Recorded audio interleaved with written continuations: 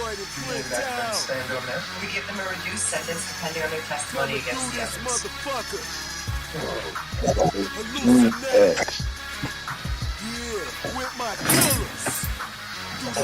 What it do? What's up with you, my brother? You all right? Yup. Sitting on here.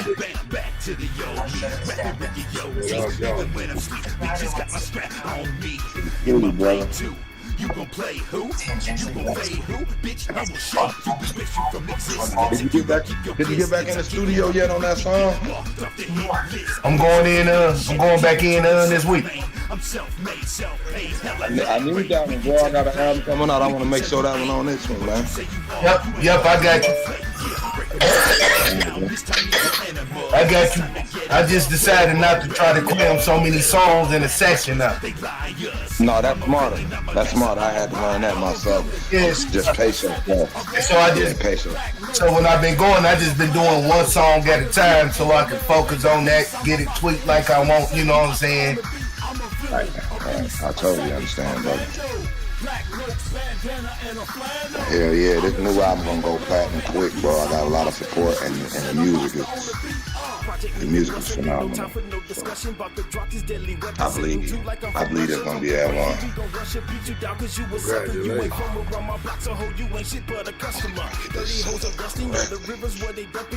Salute, what up, though? What up, bro? Big G. Good to see you, Big G.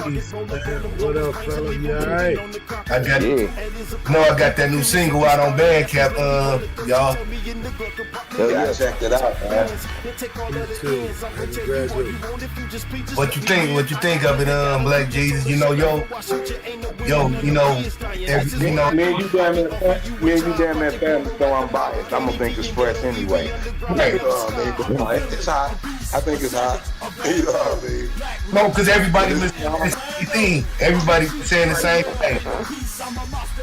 Yeah, well, that's how I be, bro. It be hard for me to, you know what I mean, to be totally honest, nigga. When I got love for a motherfucker, nigga, everything you say fresh, nigga. 'Cause I know you a real nigga. Right. Yeah, I got that going on. Got the little merch store going on. I just found out on Teespring that I can actually sell my music off their site. Cause I actually bought the domain. I actually bought the domain. Oh, that's what's up. That's what's up. So you got a domain name and you got a web host where you can just put your little store and they come copy directly from you with the t-shirts and the music. And you don't gotta have no middleman. Yeah, that's smart. There's a lot of genius shit going on. I need to start writing some of this down. For real. There's some genius shit going on. V say he hit them up, man. That's some smart shit. Big B got some genius shit going on. I'm a fat boy. I got to make it 10 times. I only get to cut once. Right. So when you get a chance, everybody go to GodTasticEntertainment.com on Teespring. I got everything from duffel bags to backpacks. I got computer desk mats, Samsung phone covers, hoodies, t-shirts, leggings, biker shorts, sports bra.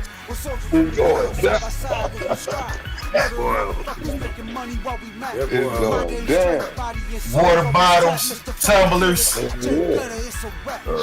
That's the game, not merchandising. That's what man was trying to tell me. That's what Monte Crystal was trying to tell me. And I ain't even understand it, but I ain't not. Like that's the reason to really build your name. It's all for the product, you know what I mean? Always the product.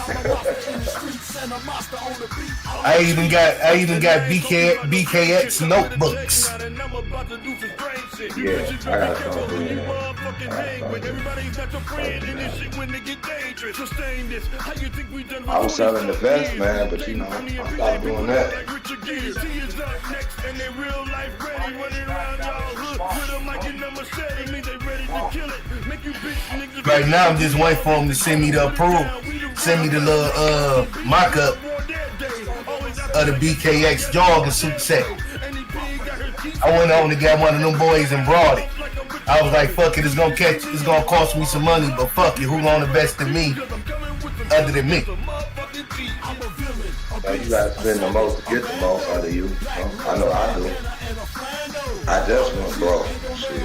But it's all good. I cried all yesterday. I ain't gonna cry no more today about it. That money gone. It was a good ass investment. It's an investment in me. And shit, I know I'm not that shit, so it is what it is. Shit gone now.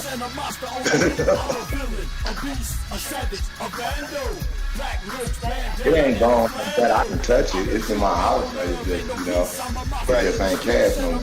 It's equipment now.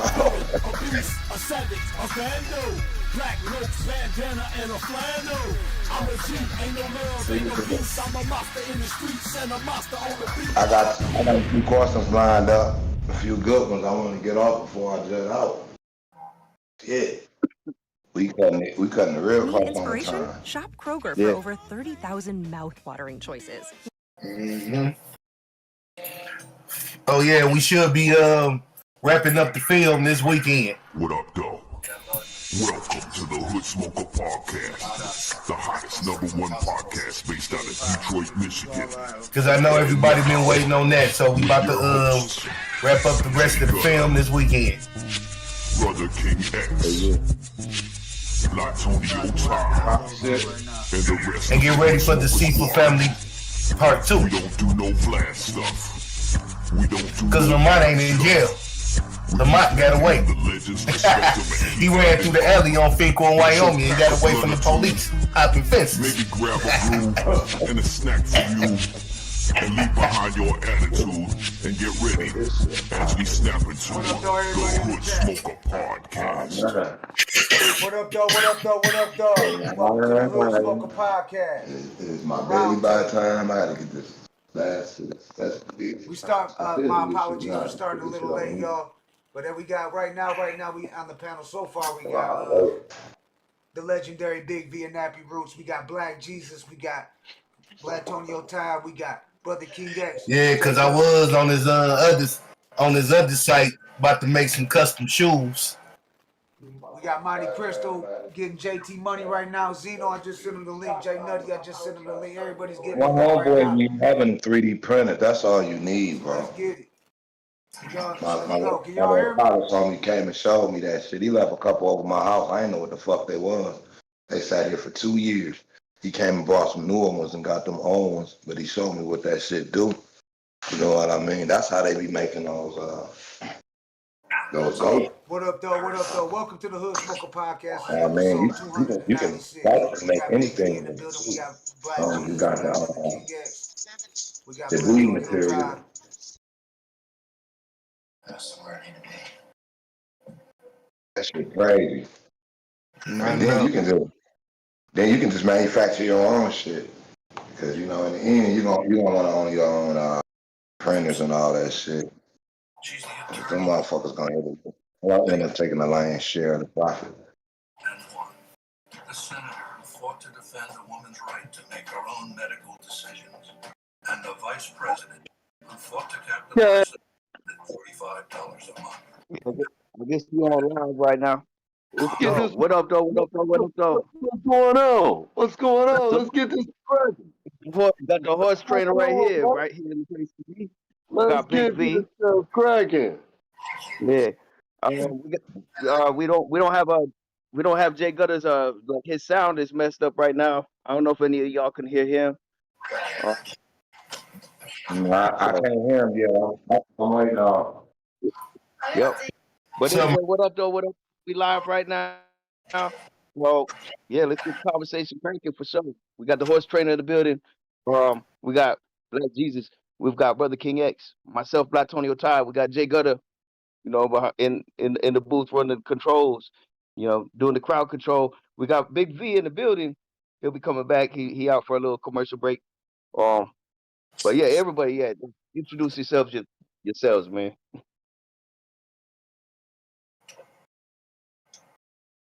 Y'all want me to start off? Yeah, go ahead, man. Yeah, horse trainer, of course. We always get the party started when you walk in. Monte Cristo, the horse trainer, Red Team Entertainment, Chinaman, and we about to get this to cracking because it's some legendary shit right here. We want to, run through hip hop. I done wrote down some notes. I done got prepared for this one because this some big shit. We going nationwide around United States, so everybody gonna be tuned in to this because nobody ain't seen this type of shit happen before. So everybody gonna be tuned in, and let's get this to cracking. What's up? What's up, everybody? Panel. What up, dog? What up, dog? What it do, everybody? Bro. This your boy BKX. You know who I am. One third of the Hood Smokers Podcast. Putting it down for my just started my own label, Godtastic Entertainment. But don't get it twisted. I'm still Red Team. Cause that's what I started. That's who I started off with, and that's what I'm eventually gonna end up with. That's right. Trust me, I put it. I got Black Jesus up in this mall. Black Jesus up in this motherfucker. Side on. King Home Finest. Y'all know what it do, man. I'm just here to talk shit, ask a few questions, and hang out with my folks. It's really about hip hop, man. It is some legendary stuff in hip hop, man. I look up to a lot of you guys, man. A lot of you guys got a lot of knowledge I'm gonna try to glean up out of you, put it to the public, man. I just want to see what's gonna happen, because like you said, Monty, this ain't never happened before. I ain't never seen this many different guys get in and chat on one topic like that or one show like that. That's crazy. I want to see how it turn out. Will it take special like-minded individuals to pull it off? Yeah. Everybody had to been on the same wavelength for everybody to agree to do it. Yeah. So we got what better way it threw a lot of people off. I don't know, it's technical difficulties threw a lot of people off. So people gonna chime in with it. I had to contact JT, make sure he get the right information on that because he had to do a show. So it's timing with everything. That's when the time off, everybody off, man. I almost was off. But man, we can start it off talking about this is what I wanted to talk about on my main topic on the notes. Why it's not release parties? Why artists is not doing album release parties no more? It's like that is true. Nobody do release parties no more, bro. Nobody. Or album I can tell you why. Right. I can tell you why. Because there's no more artist development. They take these boys straight off their little sister computers out their mama basement and they put them in $1 million studios and give them a big ass budget. These men have had no actual star training. That's why they make so many obnoxious mistakes in public. And you see them grow up in public and everybody know all their business like that. Like certain stuff don't supposed to happen. You don't supposed to make any kind of mistakes out in public. You're supposed to have some type of media training. You're supposed to have some type of just training period on being. You can't be accessible to everybody. They had to teach me that. Like, man, quit being in everybody's face. And speaking on that, I had to get rid of motherfuckers last week, other week, because of that. Because they don't know how to be around celebrities or. Set their mouths and they were camps. They talking to camps that I don't even deal with, and you doing business with me. That ain't how to do business. Then I let you know off rip. Hey, that ain't how to do business. That ain't how to do business. So, no, that ain't, and that was some snake shit for real. Exactly, bro. That was a straight up snake shit. All that gets that's a a violation. person, they blackball themselves. You know, all because nobody's gonna do business with a person like that. Oh, hell no. Everybody can. We need artist development. We need artist development coming back. We need that. We need those album listening parties because every rapper, every artist that drops a song, they think the song's sweet, but it might not be that sweet. You know what I'm saying? And with record labels, I've been on no record labels. When you got people put millions of dollars behind you, they gonna want that shit right. They putting their money behind it. You going straight from the basement, mama's basement, and throwing something out there, and then want everybody to support it, and the shit ain't even right. A lot of people shit don't even be mixed and mastered. They just throw that shit out. It's a lot of things.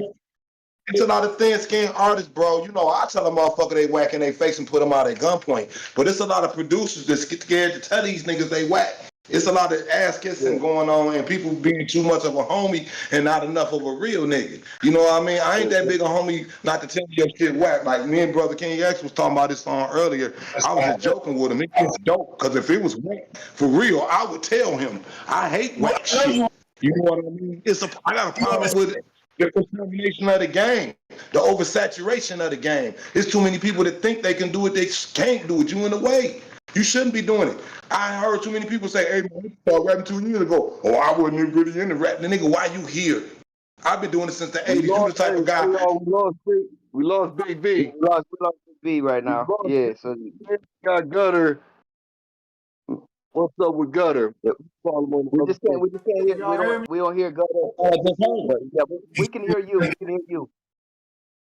But we're trying to get this. And I can't. Yeah. I told you I heard it. I told you I heard it. Now we don't. Big V. Yeah, y'all can hear me. Big V. All right, KK said, KK and Cuban Link just texted me, said they looking for a spot to pull over, so it's quiet, so they'll be tapping in.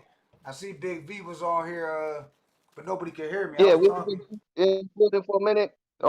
Yeah, hop back on, homie. If you know. Yeah, no doubt. Definitely need to get something. I know those. I mean, we just had we started. So shout out to everybody in the chat, man. I see y'all Knight, Chester McFly, Christopher Jordan, Wiz Splitter, Boom. We got a bunch of motherfuckers. Shout out to everybody in the chat, y'all. Right now we got Monte Crystal, the horse trainer. We got Brother King X. We got Black Tony Ty and Black Jesus. We just had Big V in the building. And I just talked with KK from Second to None. Everybody knows we started this one a little late. We was running a little late, but we still gonna get it in. The show must go on. And I talked to Benzino, so everybody's supposed to be tapping in here. So we gonna see what happens. We gonna see how this shit goes, how everything works. I know JD isn't gonna be able to make it though. He had to because we started late. So we gonna do another one of these. JD gonna be on there. But shout out to JD from the Lynch Mob. JD's the only one that, but we already knew he was only gonna be able to come on for like an hour, and we started an hour late. So, but much love to everyone's coming out. Stretch Money, Jay Nutty. That's what I'm over here doing, letting everybody know we live, letting everybody know the show started and shit. So y'all can go ahead and chop it up. I'm about to see what's up. Hip Hop 101. We still like waiting for people to come in. You got any questions in the chat? Let us know. Got us holding it down in the crowd control right there. Got the horse trainer. We got Brother King X. We got Black Jesus. We need to myself, Black Tony. We need to let these, because artists is not really putting out in the atmosphere for the up and coming artists. They're not putting out, letting them know the truth. The truth is, if you ain't got no money, you ain't about to make it. And that's the fucking dead end truth. If you ain't got no fucking money, you ain't got no money. I don't give a fuck how talented you is. I don't give a fuck how don't mean shit if you ain't got that money for that machine, because you gotta be able to promote it. Hey, we're waiting on them to tap in, but take money to make money. But at the end of the You day, competing with you competing with the big dogs. nationals. You competing with $1 billion companies. You What know, we did with Chinaman Records, we created a machine before Chinaman died. We had a deal, and I was the one that linked that deal. Me and Boy Dirty. I'm the one, and me and Chinaman together, all of it. Chinaman was the face. You know these motherfuckers ain't gonna give me $20 million. That'd be the wrong nigga to get to.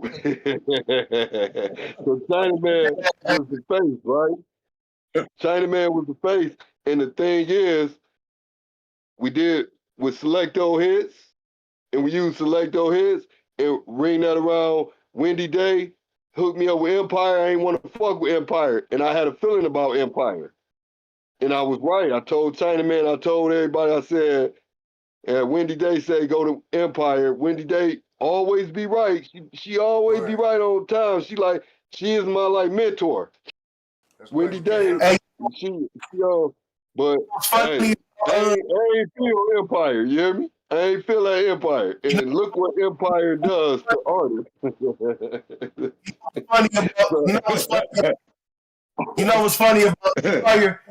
Gazi is actually ADR's homeboy, and I remember Gazi telling me about this years ago. Mm-hmm. I really don't think they're doing that, man. I think it's Universal Records whacking his artists and making everybody scared to sign with them. That's what your competition do. Put a hit on your artist you got a big-ass insurance policy on, they fall down and die, then everybody's scared to sign with you. You know what I mean? That's what I would do if I had a little punk ass nigga recruiting motherfuckers on my turf. I mean, Shit, I just it go could pop be it. that. It could be that, but I ain't never seen that many victims in history. Oh. But look what he did. Look how much the chunk of the pie that he took from Universal Music Group. He came and took a big ass chunk from them.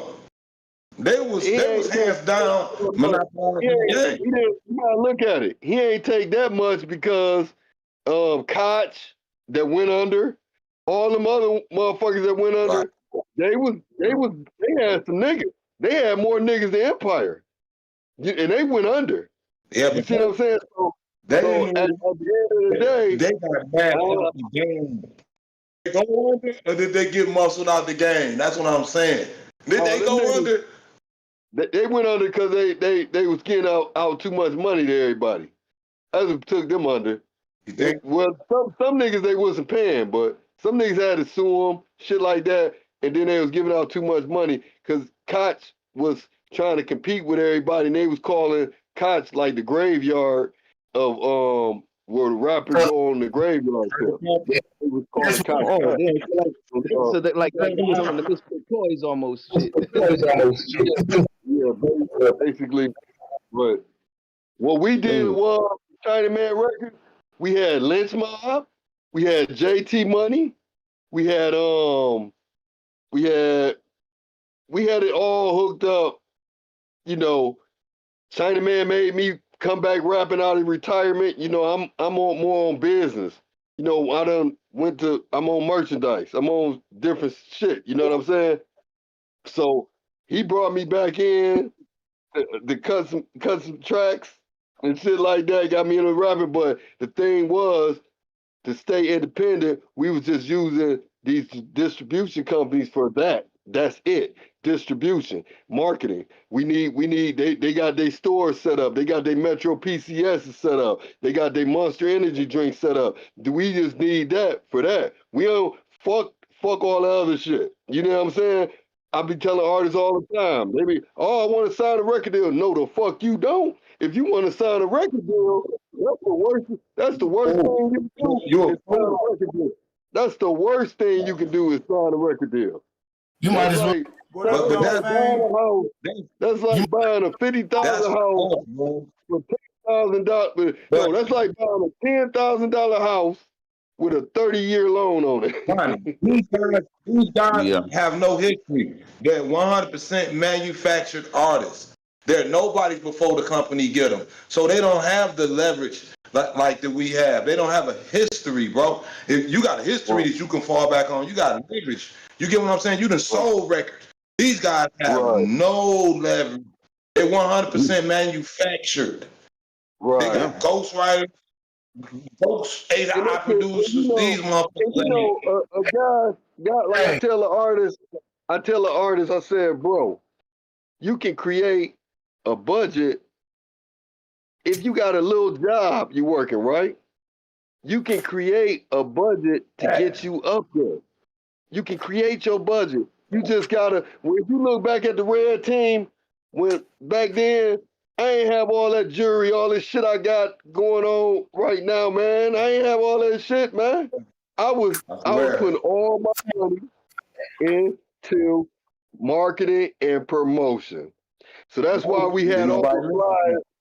We had all the fly shit. We had all the flies, t-shirts. We had the titty bars with 100 bottles of rosé.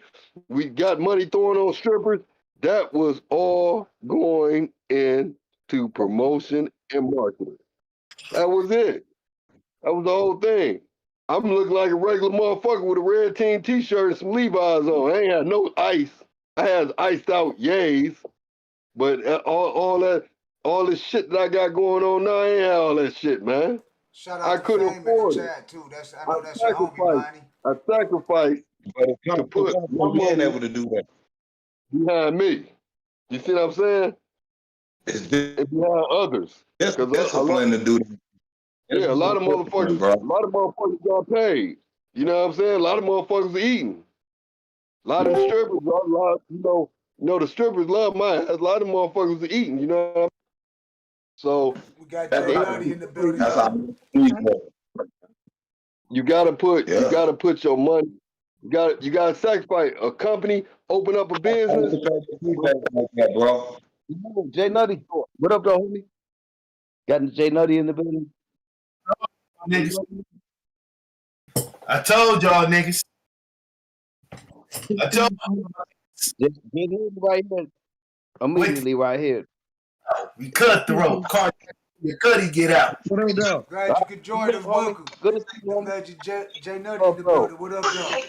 What up, niggas? What up, though? Man, this shit good was to see you, beautiful, man. Oh, man. Yeah, we just had we got KK from Second to None about to tap in. Cuban Link. Big V was just on here. He about to tap back in, but JT Money tapping in. So everybody just running. We got going a little late, but we here. Welcome. We glad you here. Jay Nutty in the building. Monte Cristo, Black Jesus, Brother King X, and Black Antonio Top. Jay Nutty, we talking hip hop. Like what was the topic? What was the topic before I chimed in? We was talking about artists not doing listening parties. You said artists not doing listening parties? Not doing listening parties. Not being properly screened before they being put out here.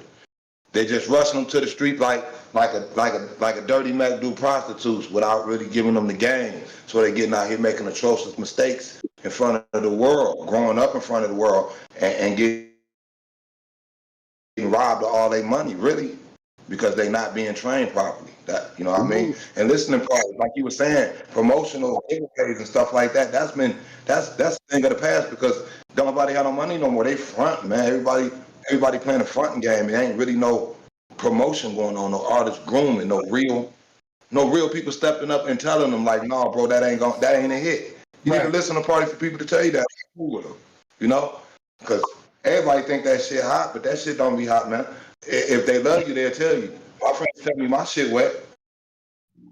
And a lot of people are around a bunch of yes mans too, so they don't, they gonna say whatever just to keep you doing whatever you doing, blowing with them, drinking with them, or whatever. Yeah. See, that's my thing. I tell my young dogs, like, dog, that shit ain't hitting. Yeah. Like, that ain't it. I'm good for that.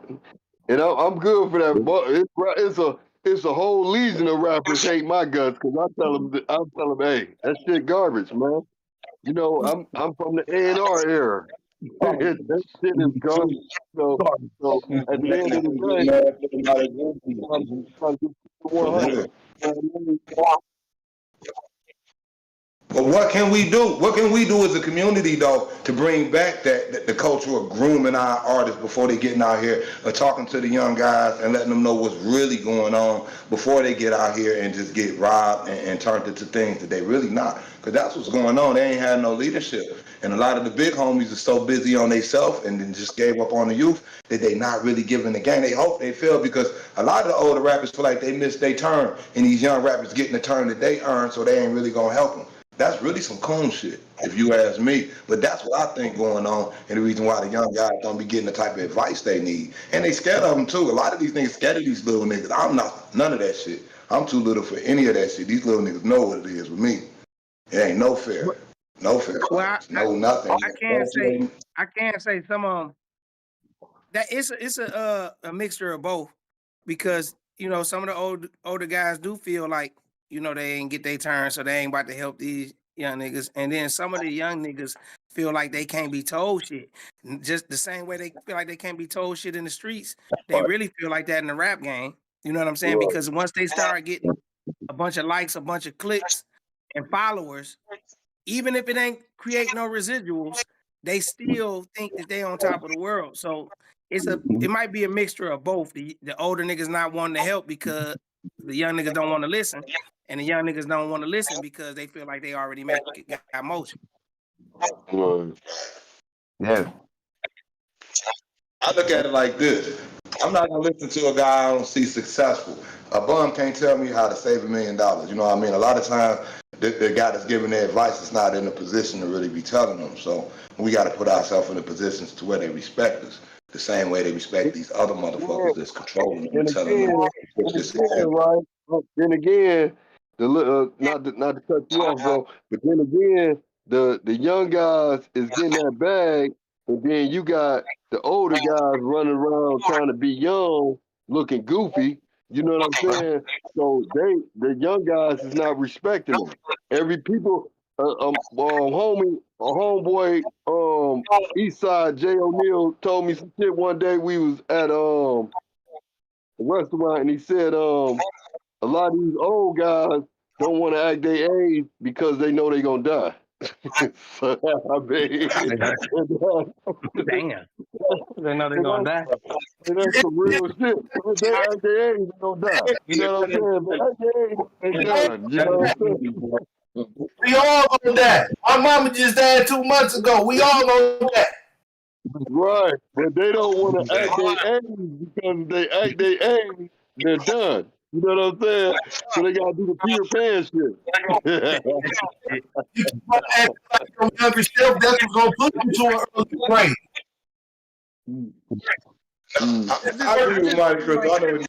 That's the purpose of getting old, to outlive the dumb shit. That's what old means. Going further than yeah. What can we do though? How you been, Los? Good to see you. What up, though? What up, though? I'm saying what y'all saying. A lot of, like Jay Nutty said, a lot. It's a mixture of both. You know what I'm saying? The youth, a lot of the youth don't really respect what came before them. They don't do no research. They don't really care if you are OG. They don't care if you put in some work. They don't care about your accolades. They don't care. So it's kind of hard to mentor somebody who already got that attitude. So I go with the flow. And those who now, it's some people that'll know who Jay Nutty is, Big Hurt. You know what I'm saying? And they'll know the history. But it's those people are so few, man. It's not a lot of the youth that really embrace the elders. So it's hard. Like I said, to grab somebody under your wing, take them under your wing and show them how to DJ, or, you know what I'm saying, or make beats on the MPC or any of that, you know what I'm saying? Because I come from the producer aspect, you know what I'm saying? Yeah. So, I mean, I can't do nothing but respect my elders, seeing how I wanted to be Chris Monk I was 6. You know what I'm saying?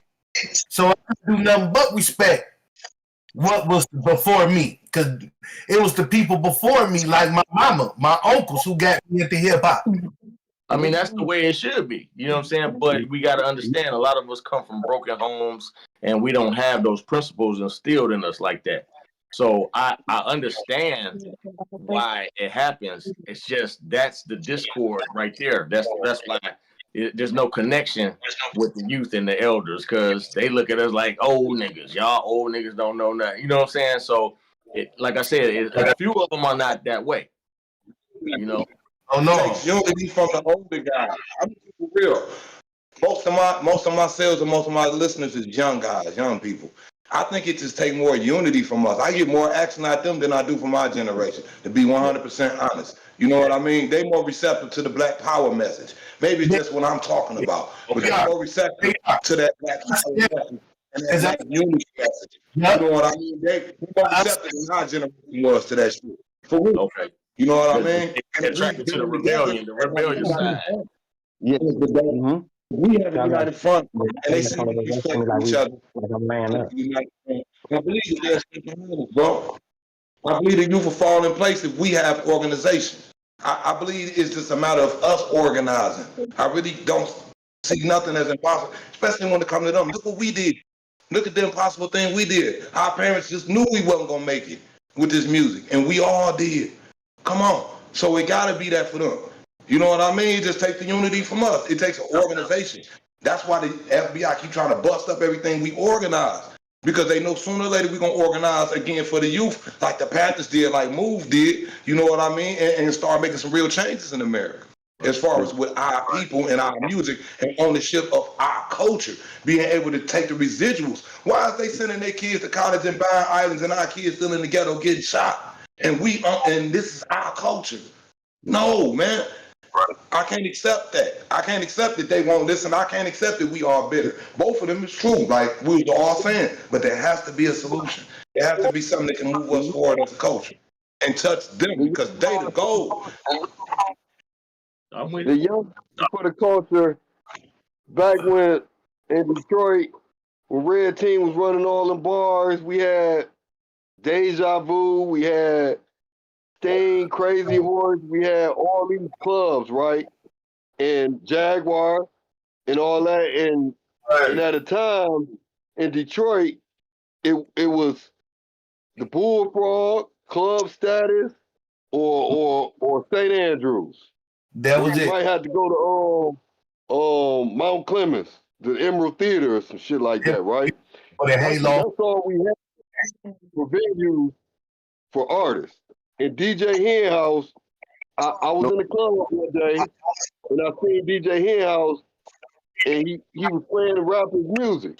And you know, I'm like, man, we need to get some rappers in the clubs. And you know, the strip clubs was going for it.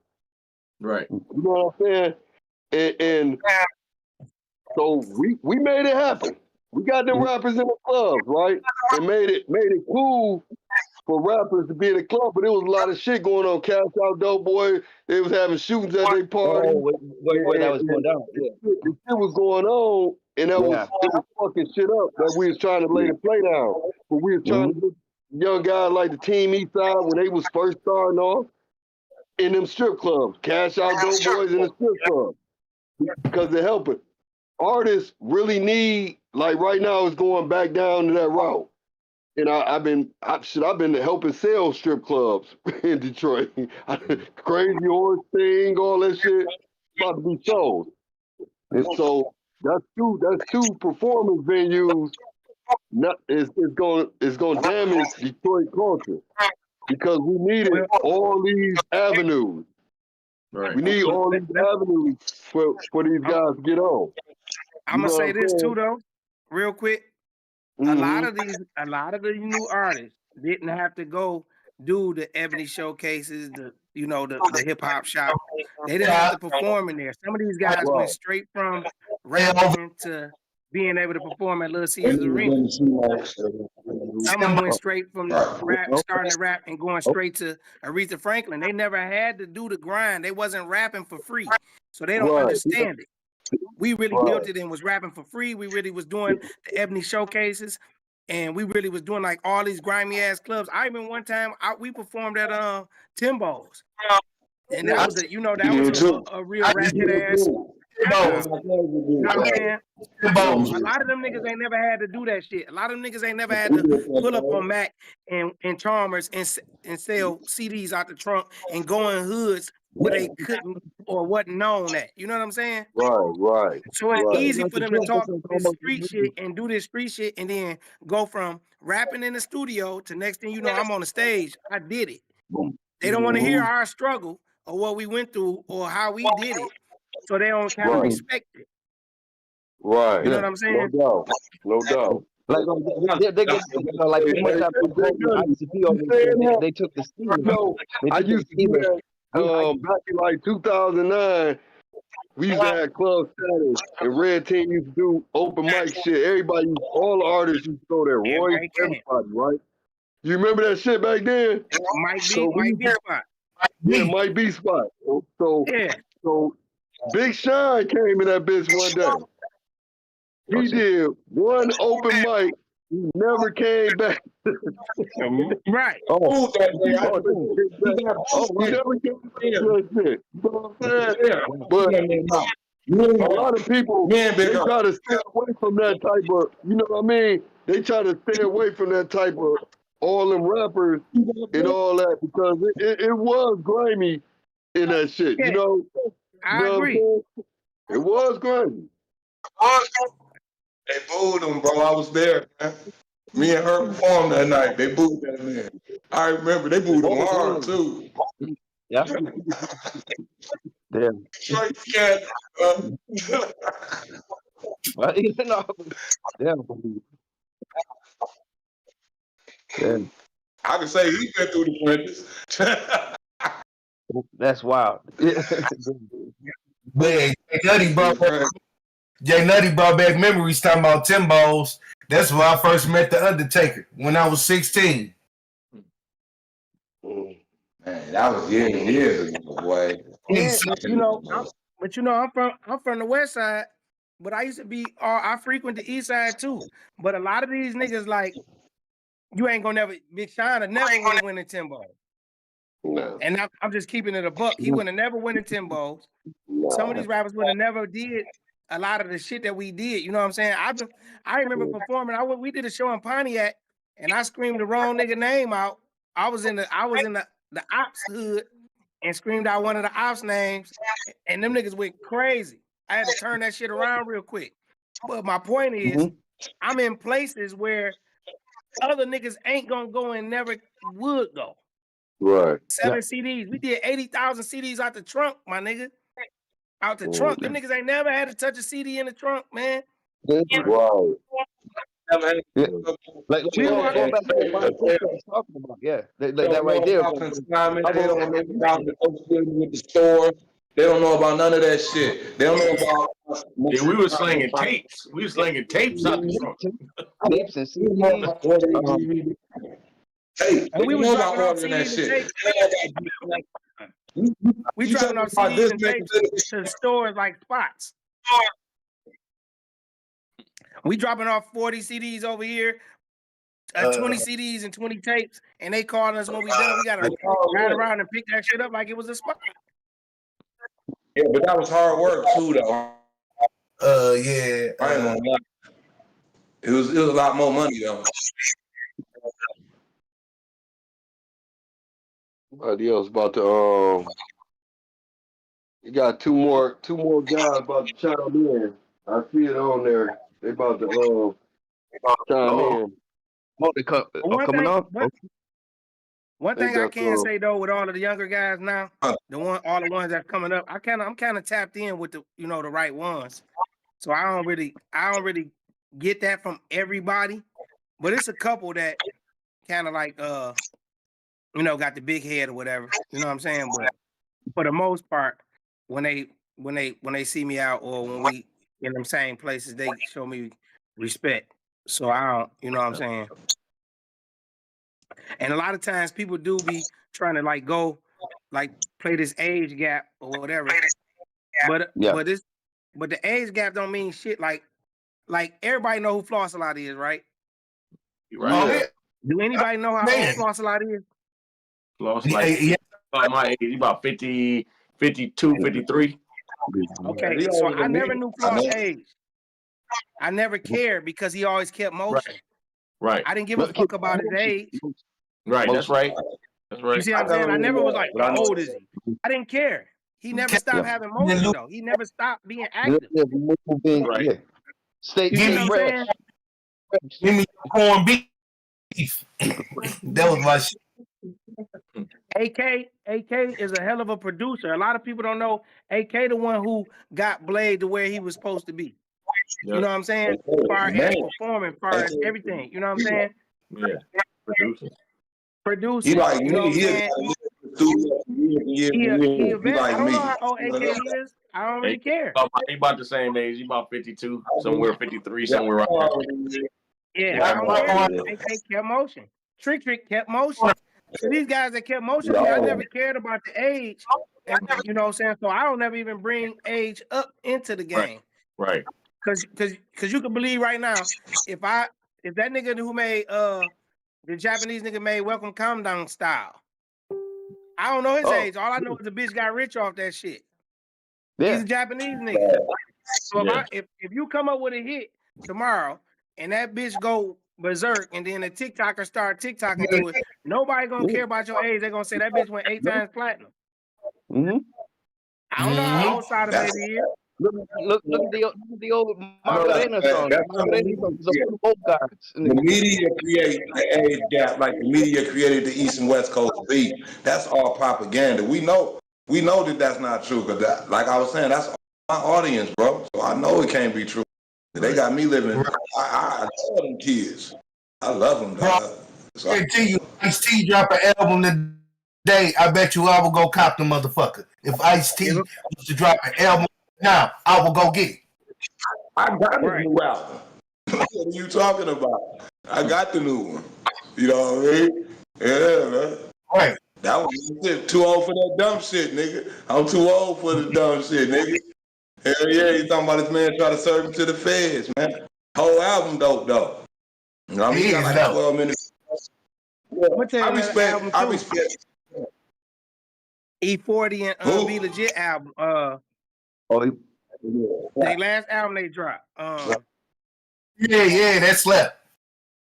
That bitch slapped. And they got a song talking to the young niggas about that kind of shit too.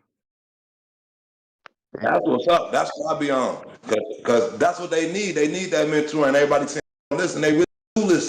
That's what the propaganda about, because they ain't gonna listen to nobody, the older niggas who really have been through it, and they know personally or heard the legend or then seen, you know what I mean, with their own eyes. For real. Them the ones who they really respect. We just gotta keep doing what we do. You know what I mean? Keep putting out music, keep doing movies. You know what I mean? Keep doing what we doing. You know what I mean? Because y'all guys inspired me. I ain't gonna lie. Every time I see anybody from my city, my culture, you know what I mean? I be loving that shit. Y'all guys be doing this shit big. DJ Lowe's been doing this shit forever, man. Him and Duncan Hines, man. Them guys, I used to idolize them. You know what I mean? Right. I used to, they got Duncan Hines taught me how to DJ. That's who taught me. We OGs for sure. But like I said before, the DJs was a major part of it. The DJ used to be more important than the rapper. Was. Why do you think and the dancer? It was the DJ. Why you think it was Eric B and Rakim? To me, and I'm thinking they always mention Eric B and Rakim, Jam Master Jay. Always, to me, the DJ is always number one. Creator. Right. Yeah, nutty. Come on, my hero. Man, the other day. Every DJ hero right there.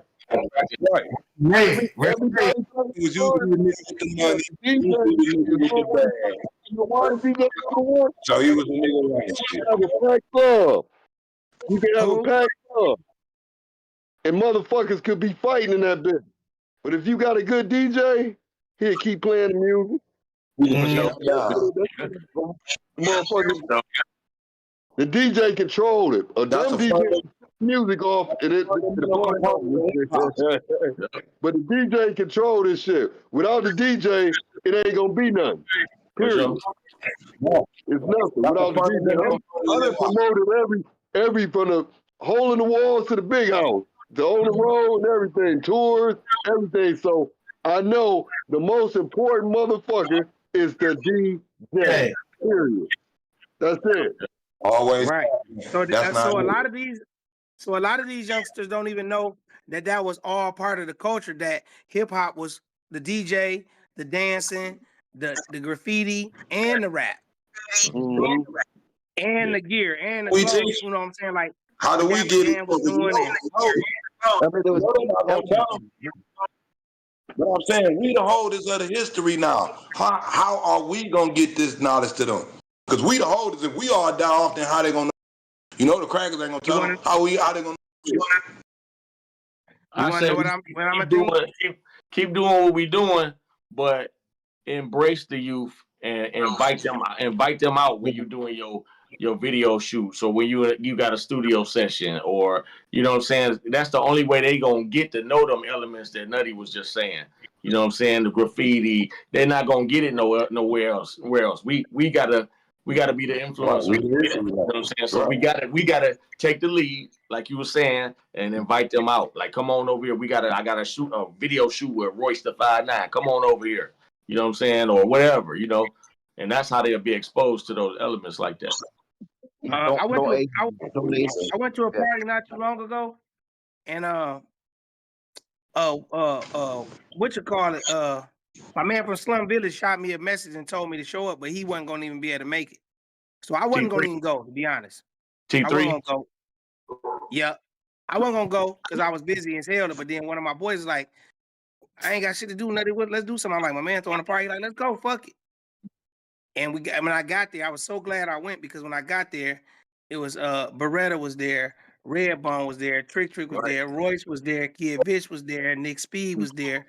It was like a reunion of the real hip hop, the backpack niggas.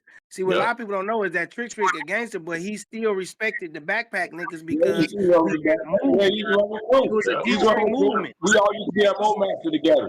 So it was a unification between the backpack niggas and us gangster rappers. Like a lot of these young niggas don't fuck with the backpack rappers at all. Yeah. You know what I'm saying? I ain't gonna lie, bro. Doing some tough niggas, man. Doing some tough niggas. And it was some wordsmith niggas. I'm glad. Yeah, and the backpack niggas ain't give a fuck what nobody thought either.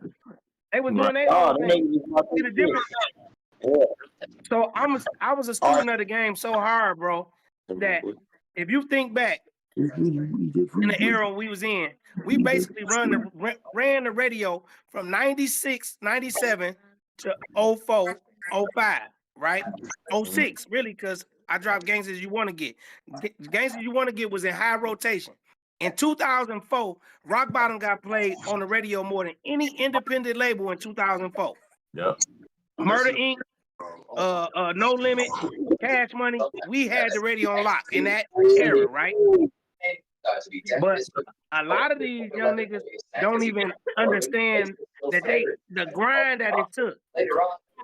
Trick and Proof really walked up in the studio and was really about to whoop on. Remember when the movie went off in that? He wasn't playing the CD.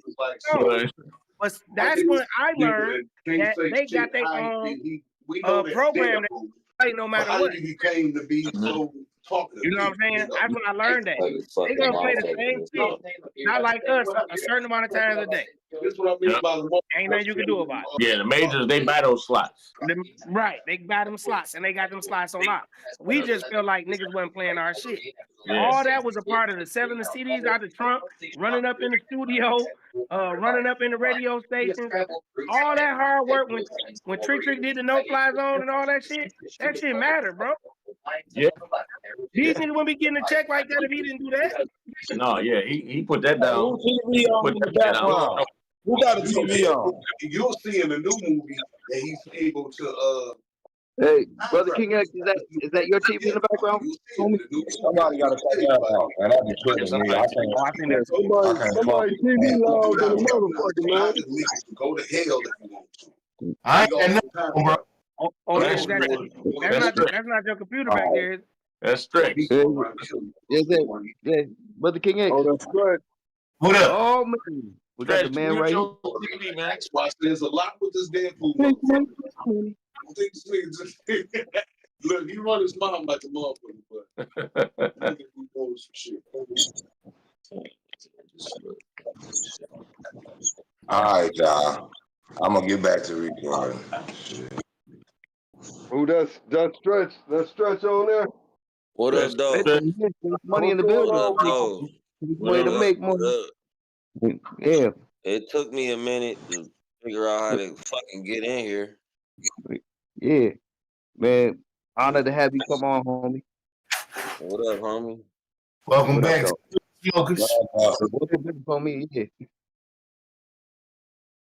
Hey, I got a few questions that I had prepared in advance for you. The first one is this.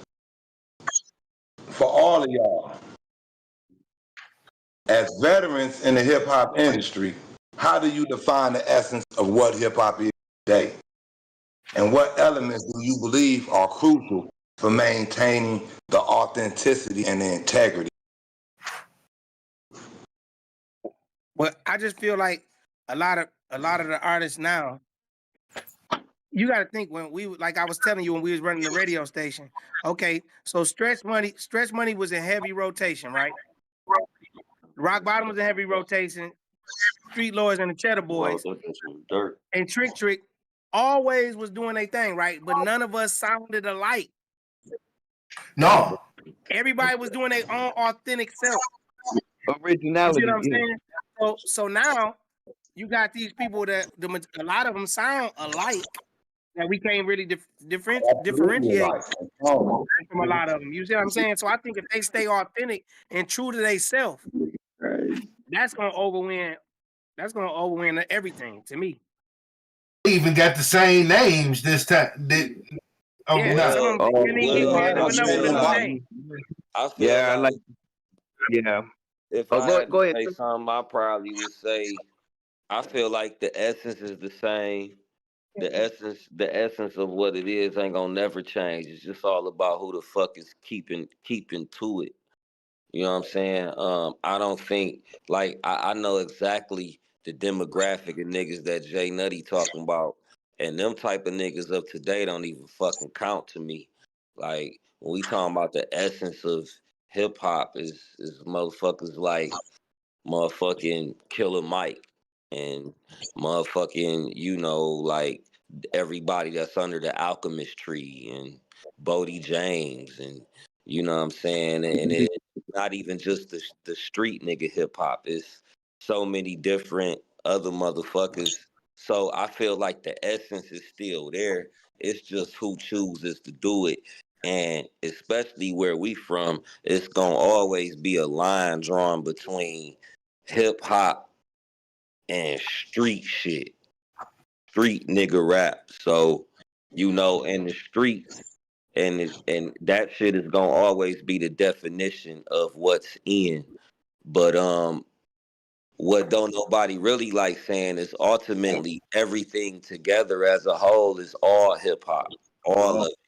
That's right. Exactly. All of it. You That's know what I right. mean? But I feel like the essence is still there. It's just who choose to use that form of the art. Like, that's it, What and elements do you think are crucial though to maintaining the integrity? What part do you think? I'm gonna say a lot of like, but in our era we had cutting, man. We had scratching. The DJ was a strong part of absolutely. And they don't incorporate that in a lot of the new That's stuff. a missing I don't piece hear of no the cutting or puzzle, like a scratching. motherfucker. I'm missing that. I'm missing that. That's why when they call me, they be like, "Los, I need some cuts." I'll be like, let's go. And I drop them cuts on there because I know that's the DJ was the first element in hip hop. So you can't push him to the background. You know what I'm saying? Yeah. That's what Motown USA is one of my favorite. Lil Swine. Hey, Lil Swine. hey, on Dice album, because man, one verse. Well, check my DJ Lil Swine. Yup. Go smoke his ass. I mean, This track to show man. Yeah. Stop him in his tracks. Show him that I am. That's one in the game, bro. It's all about survival. Show him that I'm ruthless. That's the part. Hey, the DJ, like I said before, y'all, that's one of the fundamental elements. Like when we started, our number one, our first DJ Gary Chandler. And Gary Chandler was the realest nigga because he told me, he said, "Show, I can only get you this far." That's what I hooked up with Two Line Crew. But he told me, I can only get you this far. You know what I'm saying? He only could take me. I mean, we was rapping in Fridays, restaurants, and all type of shit like that. You know what I mean? He had us rapping and everywhere. You know what I mean? But that's the DJ. He control the thing. We come in, do our little 3 minutes, and we out. You know what I mean? But that's the DJ. So that to me that's an essential fundamental element of hip hop. Yeah. DJ. Right. What made Wu-Tang sweet to me? What made Wu-Tang sweet to me was they had the mixture of that backpack with gangster. Right. You know, they did their own thing. You know what I'm saying? They did their own, you know, the kung fu names and all that. But Method Man and Ghostface and certain, they all was different. Oh shit! They was Hell backpack no. / gangster rap / street nigga rap. I went down there. Me and Herc and Charlie Picasso and Rest in Peace Trust. We went down to Staten Island. No, they definitely were. And Herc got all this shit on tape. Herc got it all on tape right now. We jumped out of Staten Island 6 deep, and they was looking at us like we was some fucking crazy ass niggas. But that day, I met Ghostface brother. We end up getting with Killer Army. They was backpack street niggas in the projects rapping every day, serving weed and doing street nigga shit. But some of them was backpack niggas. I don't think we never merged that. Well, I can't speak for everybody, but I'm just saying, like, I fuck with the Nick Speeds and the, you know, a lot of the niggas that did, you know, fuck around. But a lot of that was brought on because who my OG Herc was, or me running with Trick or Proof. You know what I'm saying? But most Stretch did an album, right? And Stretch named the song 5 Fingers of Death on there. Stretch. These young niggas would have never ever even tried that, bro. A lot of these young niggas wouldn't even try to do nothing out the box. Yeah, I called you for that specifically. Exactly. Specifically for your expertise and to come on over here and karate chop ass whoop on this type of sound. Cause you could whoop this just like you whoop everything else. You know what I'm saying? Exactly. On top of being mixed with, like I had us mixed with, it's you, it's fucking Conniver and, you know, I mean, Swifty and Mo Dirty and Valid. You know what I mean? Like just, you know, the oddest names that a motherfucker would hearing me and you with them. That's crazy. Right. So, yeah, that's why I did that for sure. But that's what I'm saying. That's one of the elements. Trying to merge, blend that shit. Now check it out. Hip hop as a culture has changed so much. We get hip hop, hip to the hip. You know what I mean? Fat beat, back and all that shit. It's the way that we used to rap back then to right now. Now, what do y'all think is going to be years in the future of hip hop in the next decade? Man, I can say this. When they dropped Symphony back in the day, I ain't think it could get no better than that. But I was wrong. Yeah, when they first dropped Symphony, I thought I said it can't get no sweeter than this. I don't know what's gonna happen, man. You know. After that, This shit is though, a real big money NWA doing game, the grand finale and shit like that. And it just kept getting better. So it's gonna get better. It's gonna get worse too, though. Some of the weak people. Shit, what about Gangsta Team? That was another hard ass collab. What? Gangsta Team. We talking about the shit with South Central Cartel, Havoc, the Mouthpiece, and all them. You know, I'm a big fan of all that shit. I'm a real hip hop head. I'm a DJ, so I know exactly who you are. Gangsta Team with South Central Cartel, 8 from Cosmos, 1 and Spice, 1 fucking P, and Tupac. I told Spice, you know, Spice is my dog, right? I told Spice, and Spice, you know, that's my dog, so I hit him with shit. I say, Spice, you know, Tupac got you on that gangster team. He got all y'all niggas on that gangster team, nigga. He burnt y'all ass on that. Tupac got everybody on that, and motherfucking Spice. Oh no, yeah, he got everybody. Spice shit was called. You know what was called on that. There, the best verses was Ice-T and Tupac, bro. Ice-T came with it. You can't lie. Ice-T came with it. Ice-T came with it on Gangsta Team, bro. I got all them guys. So in the next 10 years, though, where y'all see it headed? With all the technology, now we got AI, we got voice. Yeah, that's where it's going. So I know that they got all of these different things. They got contracts with saying that they can sell your likeness in perpetuity anywhere throughout the universe and galaxy. Why is they saying that?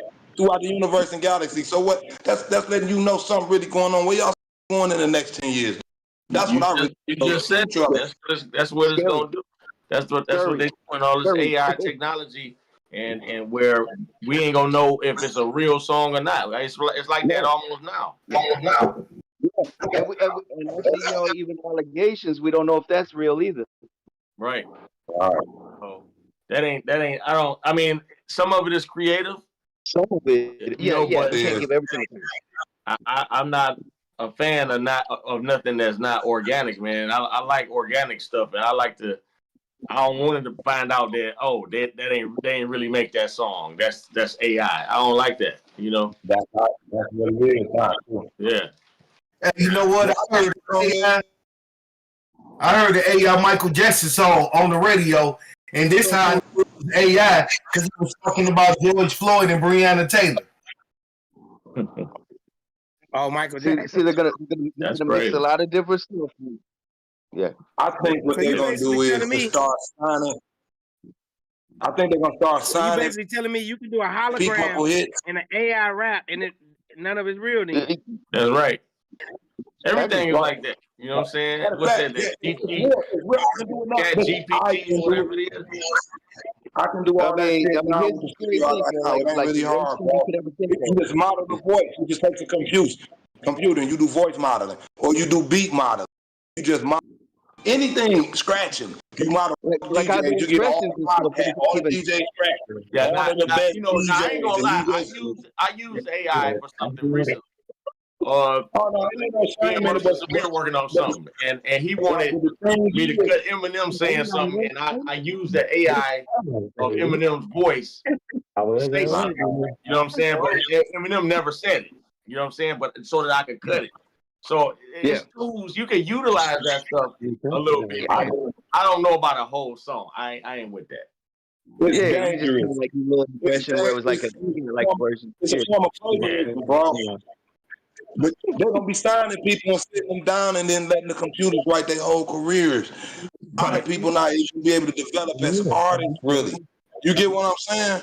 Because as soon as they get a style, they're gonna get typeset and typecast. They're gonna build that model and build that throughout the galaxy. That's why the contract's written like that. That's what I think, though. I'm a weirdo, though.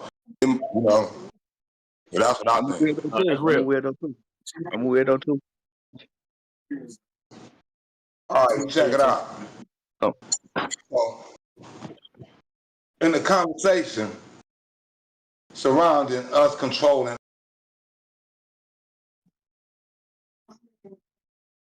totally independent of all outside people middlemen, what strategies do you think would be most effective for us as hip-hop artists to reclaim ownership of our music and culture? What strategies should we employ? I mean, Not to be seeking a deal. That's for sure. Doing it on That your was own, I wanted to organically. give the youth a little bit of credit for. I wanted to give the youth a little bit of credit. Like when the SoundCloud rappers were doing that before they got discovered by the big things, it was like they did find a business thing. That's the only thing I was gonna say. Maybe the music wasn't as popular as like what we got into, but Best they way found to the best way to combat that, get rid of the middleman, is just stick to platforms like Bandcamp and Audio. You know what I'm saying? Where we control. You know what I'm saying? Those are platforms that are owned already. They corporations, bro. They being sold on the stock market. I'm talking about organic. Because when I used to sell CDs, bro, I can go out and sell 500 CDs, bro, for $10 a piece. I see I'm gonna start their own thing. I'm gonna give y'all the game how to play that shit. I'm gonna give y'all the straight up game. And we took the shit from Dipset. The shit we did with Tiny Man Records, we took the idea from Dipset. I'm gonna give y'all the game on it. Use their motherfucking money for marketing. Fuck, use the distribution. We got Select Your Heads, Universal. We use that shit. They plug. That's it. We ain't need them motherfuckers. Use them motherfuckers.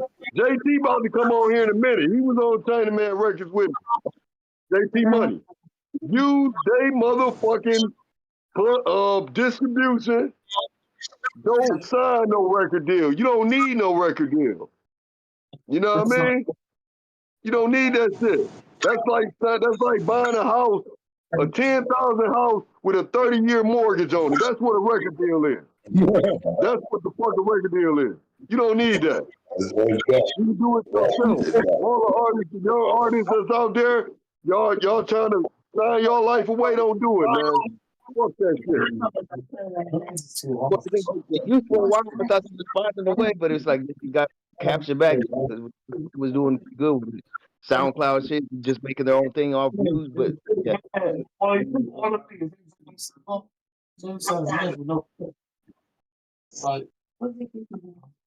We have a lot of background noise. It's making everything gay. I can really hear the people talk. Yeah, giving it a relay. Yeah. Yeah, it's gonna make the gate. We got some guys trying to get in. We got Nappy Root. We got Big B was already on here, but we got. They say JT trying to get in. He in a Cuban link driving. Oh. And Benzino in the chat somewhere. I don't give a fuck about Benzino, but Benzino in the chat somewhere. Dog. And they got brother for second and nine. I'm Compton in there. Compton might be the get in back filler. All right. So I'll be back. Yeah. This for hip hop. I'm gonna leave Benzino alone tonight.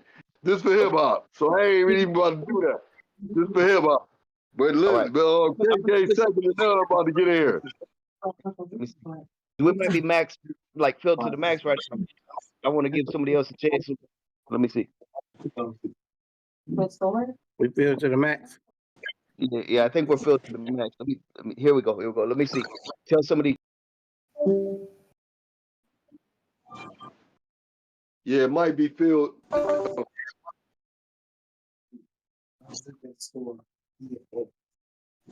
You know what? I'm just gonna go ahead and do the Discord and pay the Discord bill a month for us. Not Discord, but Zoom.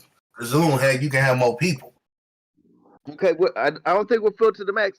Tell them to go into the voice channel.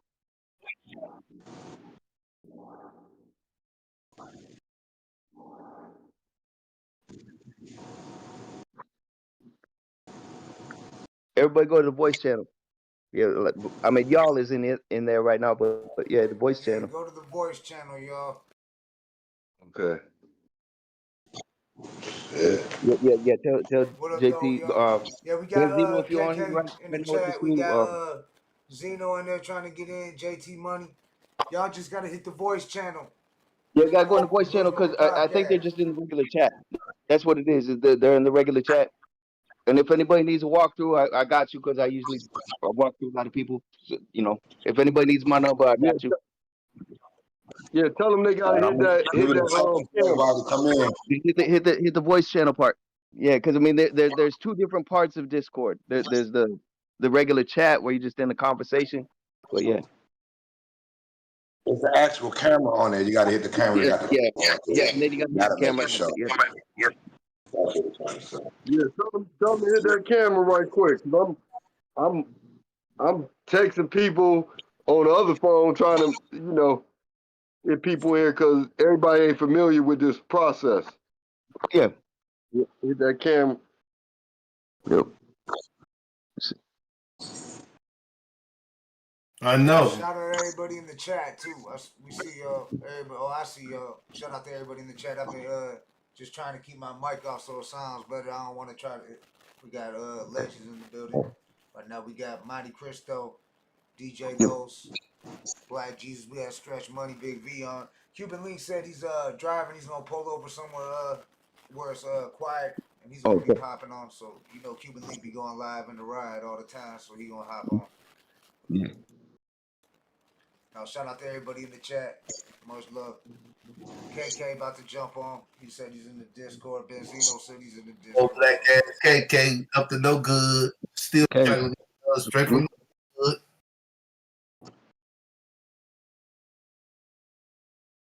KK is had all the hoes that I wanted to fuck. Man. Hey, what? Hey, that's another thing I wanted to elaborate on the hip hop. I spoke on the album release parties and listening parties where there's not a lot of that going on, and we need that. We need that a lot. Yeah. Artist development. Artist development is a major thing that we need. I went through the Star Factory with Brandon. Nicki Minaj, Lil Wayne, all of them went through the Star Factory, right? But artist development, Justin Timberlake, he went through the Star Factory. But I haven't seen no artist development schools. It's that we need that. That's what we need in hip hop. Where it used to be like a boot camp, like if you're going on, you learning. Is that we need that because stage presence, all that. You know what I'm saying? You need it teach you everything. Artist development teach you how to be a star. These guys, like people say, they coming straight out the basement into Little Caesars. Yeah. You need, not everyone's gonna have stage presence. Right, but that right there, if they get everybody coming straight out the basement into Little Caesars, this shit gonna get fucked up. Exactly. That's what I'm believe saying. me, They need to be gonna prepared.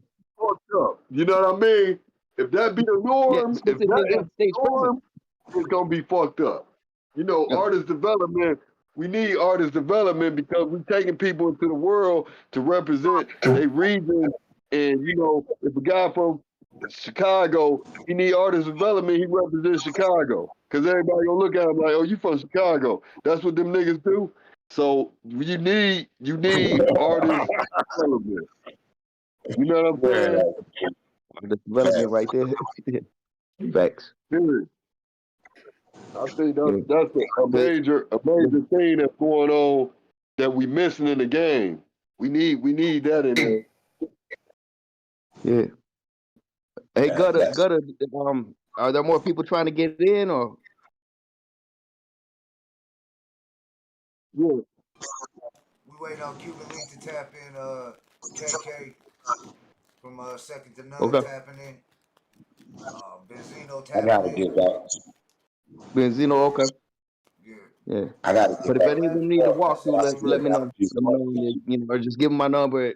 And if I disappear, you guys know I'm helping somebody get through. They gotta tap that camera. You gotta let them know they gotta tap that camera. Nope. They gotta tap that camera and tap that mic first, then tap the camera. Yeah. Oh man.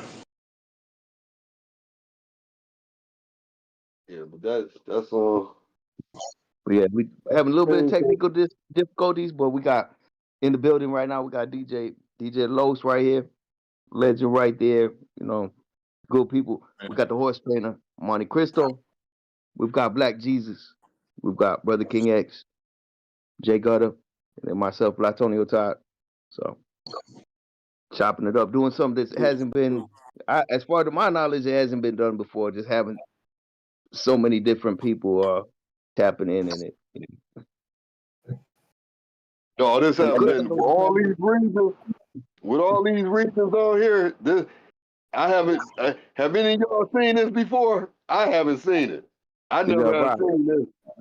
All these different regions and hip hop legends and all this and game. Everybody got so much game. I mean, we had Big V on earlier. You know, he didn't get a chance to really talk, but yeah, we had Big V. He popped it. You know, I had a real good conversation with him. He a genius. That guy's smart as hell. That's the type of shit I'm talking about. You know what I mean? We need to get that. We need to be able to get the people. You know what I mean? In a place where we can just have motherfuckers like us teach, man. Word, real talk. Fact. Because he got that shit. He got a genius ass plan. I watch y'all get. I watch horse train.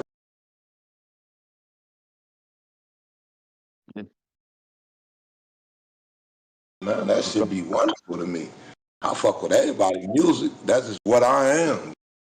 Man, this shit right here, this what needs out. I think with social media and to the new to make so Jay Nutty, show. Yeah, I think yeah. I don't know if it was like it might have been just some of the audio difficulties, maybe. Yeah, but we had Jay Nutty in the building. Stretch Money. it was a lot of background. I was gonna ask, since we were all talking about the DJ and stuff, and especially with legend like Los right here. How would y'all feel about like us doing like some kind of like version where it's like actually like a panel with DJs and just kind of like how we do. Hell, I think that'll be dope. They are my heroes. Everybody you gonna have on there gonna be my hero. So I'm with that. Yes. That'd be dope as hell. I was just kind of thinking, we see, but this is kind of our test round for doing it like with just hip hop 101 of just people in every form of hip hop, but like maybe do an exclusive DJ one. And DJ Los, I had like first in mind. It was like, yeah. And appreciate it. Money so right though. There's been a lot of people tapped in on a lot of records, bro. It's been a lot of knowledge in one place. That was wild. He's supposed to be on here also, DJ Yella. I think he's supposed to tap in. Who, Yella? Yeah, Yella's supposed to be on here. We were looking into it. We'll be having him on a exclusive interview for him real soon. But yeah. But speaking of with the DJ, yeah. I mean, for me, you already know Mixmaster Ice. Shout out to Cracker B in the building. It's definitely somebody I do want to get in touch with. I've reached out. I mean, if you got direct contact to him better and stuff, just if you could put a good word in, brother. Okay.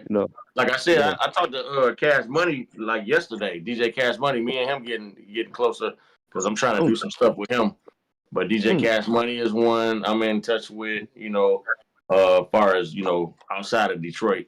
But everybody here, I'm tapped in with everybody here. Gary Chandler, Fingers, Lynn Swan, DJ Dez.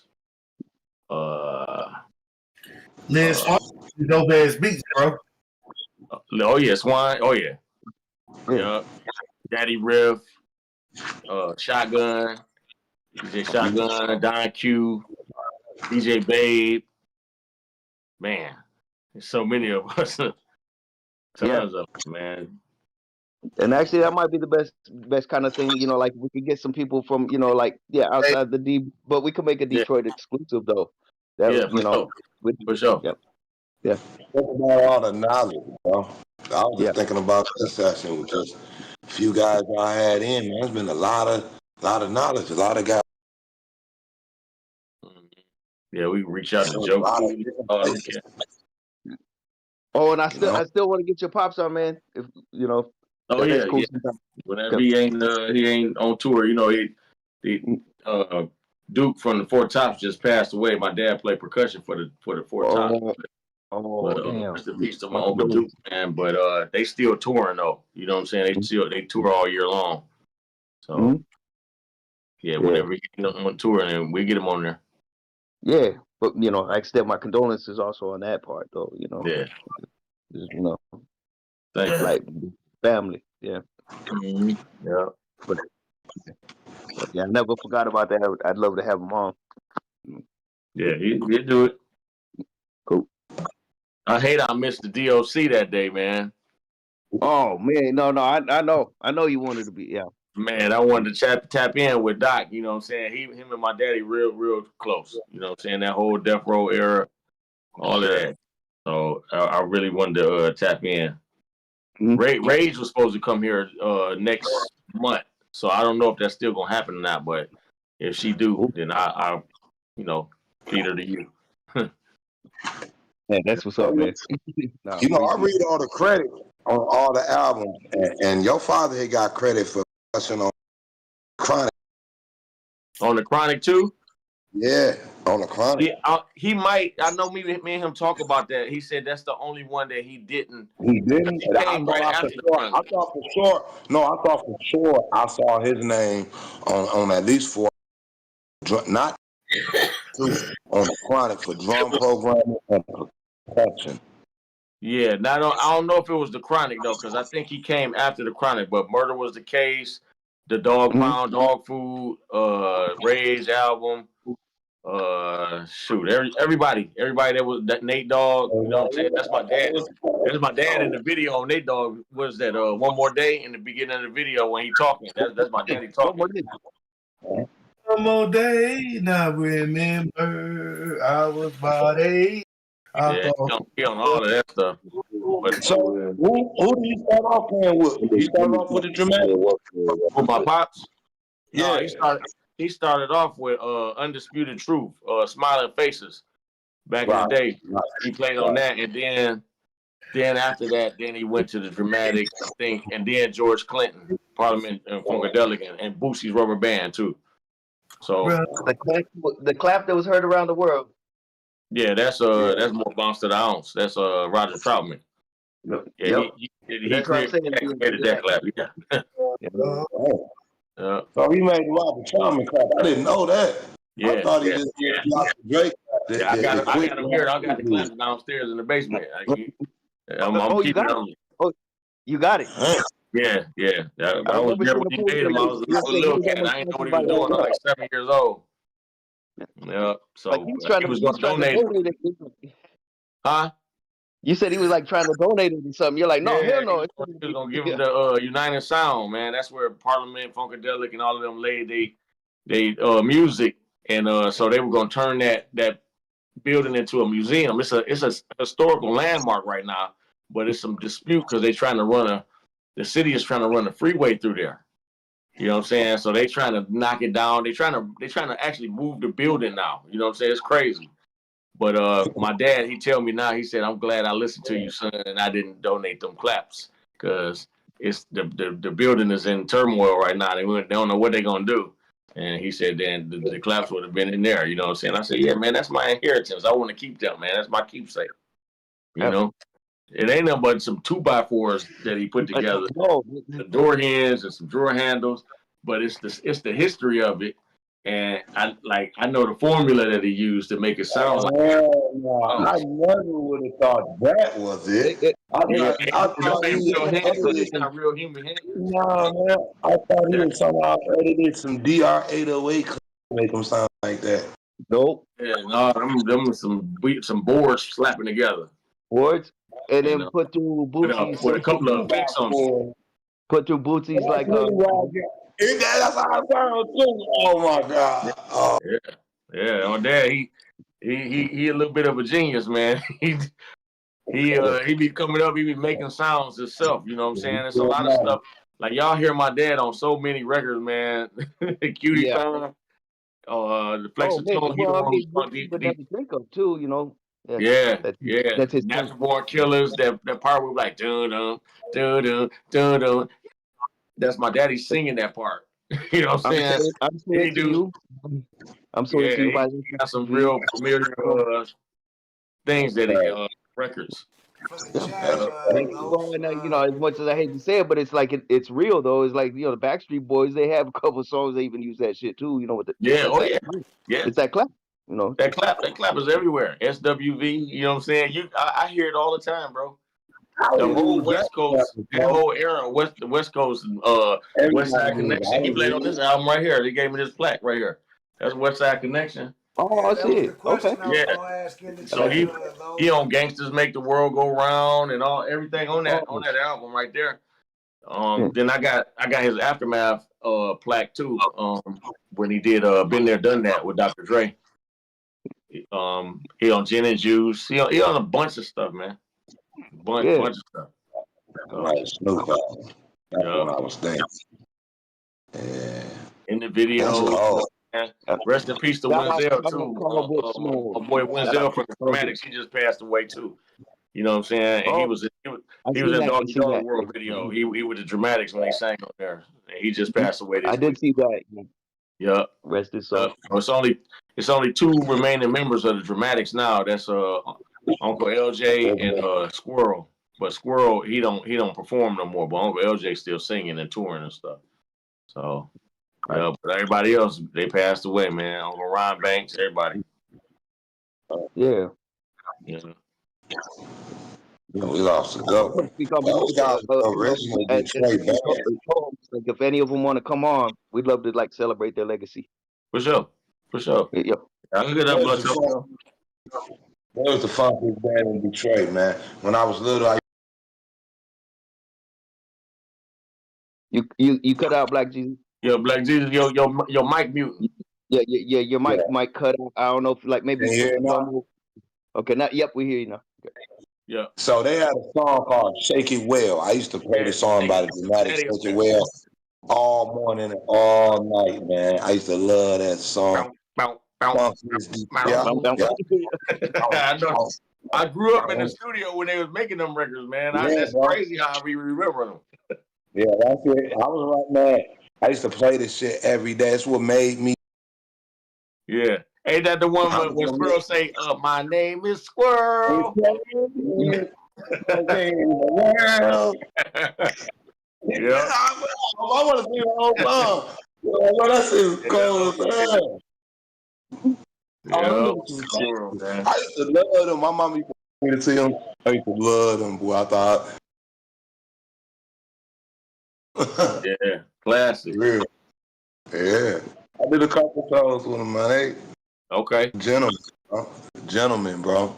Yeah. They're definitely gentlemen, man. I had a lot of like my uncles. That's what you hear me call them uncle, man, because I grew up as a little boy in the studio with all this. I'd be like, Uncle Ryan, Uncle LJ, Uncle, you know what I'm saying? And it's still that way to this day. Uncle Boosie too. Yeah, so Uncle Boosie. Boosie Collins. Yeah, man. I was a little cat when they was making Flashlight and all of that. I was in the studio. That's crazy. I didn't realize that them songs was gonna become major hit records and timeless records that they still play. But I remember being in the studio as they were creating these songs.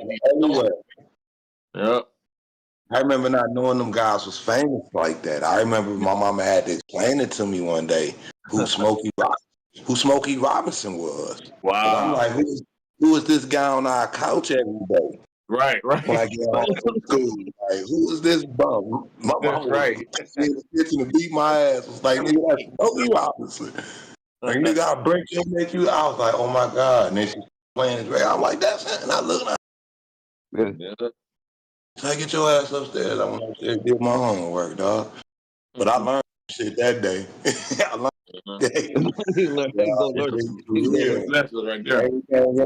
ain't what it feels sometimes, you know? Yeah, that's crazy. And they made beautiful music, man. That's crazy. We they legacy. the people that's making music, man, we their legacy. We're gonna be all this in the end, and the people that we put on is gonna be their legacy. Mm-hmm. Yeah, that's why I stay true to my sound. I don't never try to produce like no other coast. I never want to South Chicago. I think the mic's cutting out again. Black Jesus just want to let you know, right? Right, Lo? Yeah, I say that's why I don't never want to produce or sound like my producing Detroit.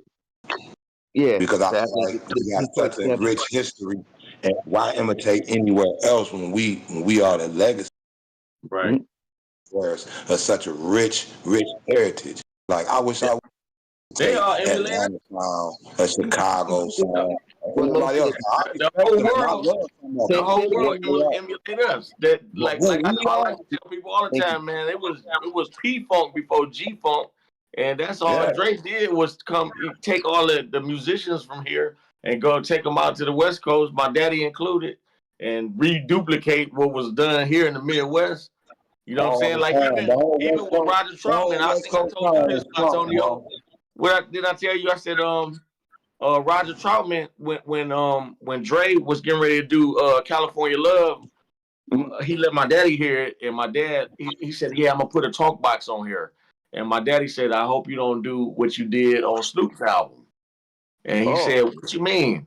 He said, "Well, when you had that talk box on there saying bow wow wow yippee oh yippee yay bow wow," he said that's whack. He said you don't like that. He said, "You don't like that Bush?" And my daddy said, "No, man, that shit." He said, "That's trash." He said, "You gotta get Roger Troutman on there if you want the talk box on there." And Dre said, "I don't know Roger. I don't know him." You know what I'm saying? And that's when my daddy whipped out his phone. Roger up was like, "Hey, I'm in the studio. I need you out here in Cali. How fast can you get here?" And that's how Roger Troutman ended up on California Love. Yup. And California Love. I think that wasn't even for Tupac. That was Ice Cube and Dre's song. They had a song. I forgot the name of it, but it was for the Helter Skelter album. And they took Cube off when they got Pac out of jail. You know what I'm saying? Suge and Jimmy Iovine told Dre, "Hey man, we need that because Pac needed a lead-off single." And they like take Cube off. I didn't said on no podcast ever before. You said what? I bet you that's exclusive. I bet you that ain't never been said on no podcast. Probably not. You can look it up. You can look it up. I think they talk about it. You know, it's released on the internet and stuff like that. But I've been new because my dad would tell me everything. I would have copies of everything before anything came out too. You know what I'm saying? So I heard it. You know what I'm saying? Stuff with Bow Wow on it. You know what I'm saying? That never came out. You know what I'm saying? That's how Bow Wow got his name. Snoop named him. You know, I got a lot of that history firsthand because my dad was living it and he was reporting back to me. He called me on the phone. Yeah, Suge did this or this. You know what I'm saying? I'm like, wow, I didn't know that, Dad. You know, I knew when Eazy-E was sick, like probably about 6 months before everybody else knew. He was like, "Don't tell nobody." He said, "But Eazy sick in the hospital." You know. So. Yeah. Man, like I can't thank you enough for coming out here and sharing these, jewels with us, man. You're like for real. I love it, man. Wait till you talk to my dad. My dad got the real stories. Like all this stuff I'm regurgitating from him telling me. You know what I'm saying? But he got the real stories with Pac and all of that. You know what I'm saying? He's got some funny, some scary. Yeah. Huh? He's probably got some funny, some scary, some every. He got like some funny ones. Not really scary, but some stuff. You know what I'm saying? Like stuff was one sided at Death Row. Where Suge was a Blood and everybody else. The artist was Crips. Snoop and them Crips. So when they have a party, they take all their weapons from them, and then the Bloods all got their pistols on them. You know what I'm saying? That's crazy, right there. That's crazy. Yeah. Wow. That's crazy. I wouldn't go to that party, bro. Yeah, right. If y'all slapped and I ain't, right, and we rivals, well, nah. Yeah, that's some crazy stuff. My daddy told me about that. He said they used to be on boats, and he thought like you, Black Jesus. He's like, I ain't going to that. He said, them fools, they'd take everybody from the Crip side, take all of their guns, and tell them, yeah, y'all can go on the cruise, but y'all can't be strapped on the cruise. But the Bloods, because Suge was Pyru, he let all of them, DJ Quick, everybody, they can have their pistols on them. You know what I'm saying? It was crazy. That's the east side bullshit. There, Yeah, that's wild. There, bro. That's terrible, bro. Yeah. I done hung with all of them too. I done hung with Suge. Suge is a cool guy, man. Yeah. Far as a human like interaction, he's just like a regular person. Now all them other demons, that he got to work on, all that. That's on him. That's between him and the creator. But he treated me well. He treated my daddy well. So I can't say nothing bad about him personally. You know what I'm saying? Yeah. So, everybody that I know that really know him, that ever really knew him. Yeah. Everybody that I know that ever really knew him, like, yeah. Say he was a good dude, but I ain't never heard nobody. He didn't grow up like he went to college, man. You know what I'm saying? He went to college. The dude is smart. You know what I'm saying? He just I think he got caught up in the persona of being the CEO, and he wanted to, he fed off of that, and that was ultimately his demise. You know what I'm saying? But it's a lot of stuff to, everything that happened around him. He got his. I feel like karmic law is in order with him. You know what I'm saying? And why he in jail right now. That what happened to Terry was unfortunate, but he thought they were setting him up. You know what I'm saying? And he was trying to peel up out of there. You know what I'm saying?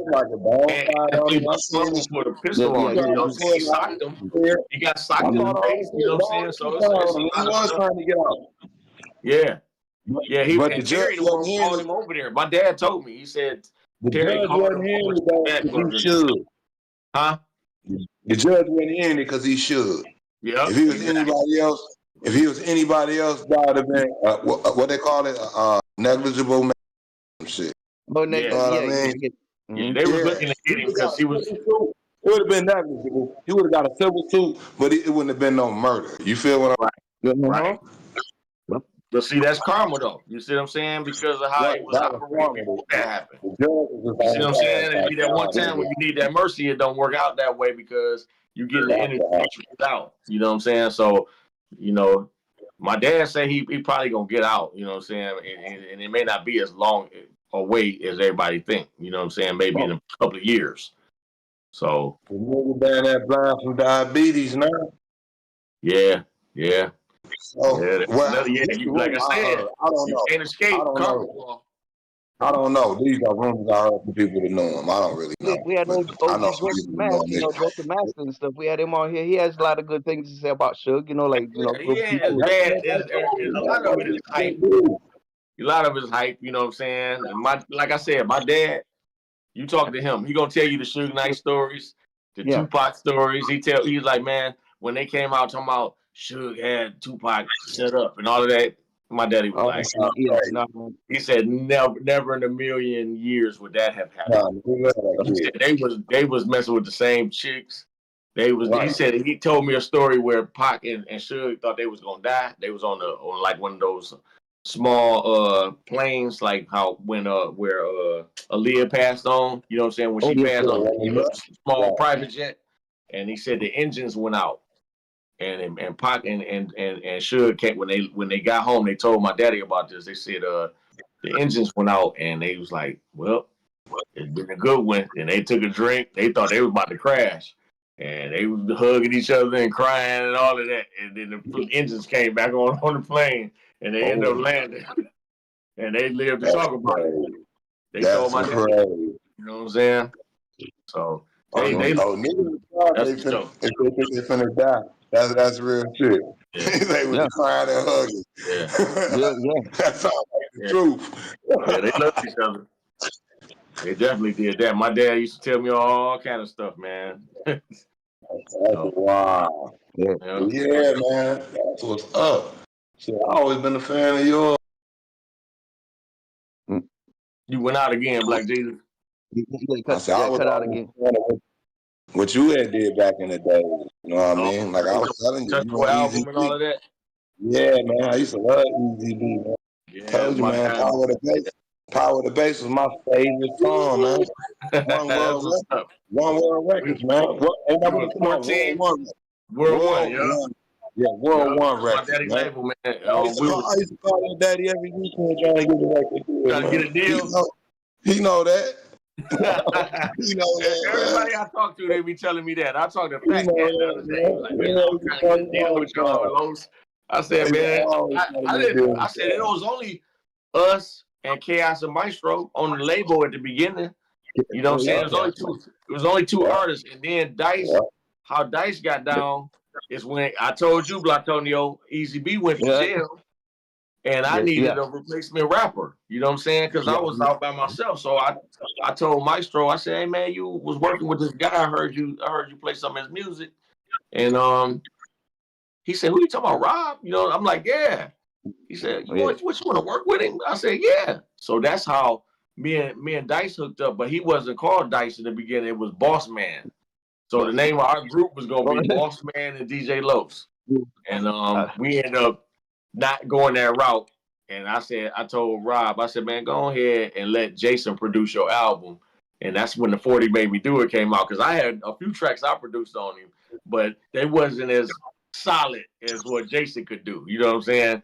So I was like, man, let Jason do your thing. You know what I'm saying? And so they end up saying, he said, all right.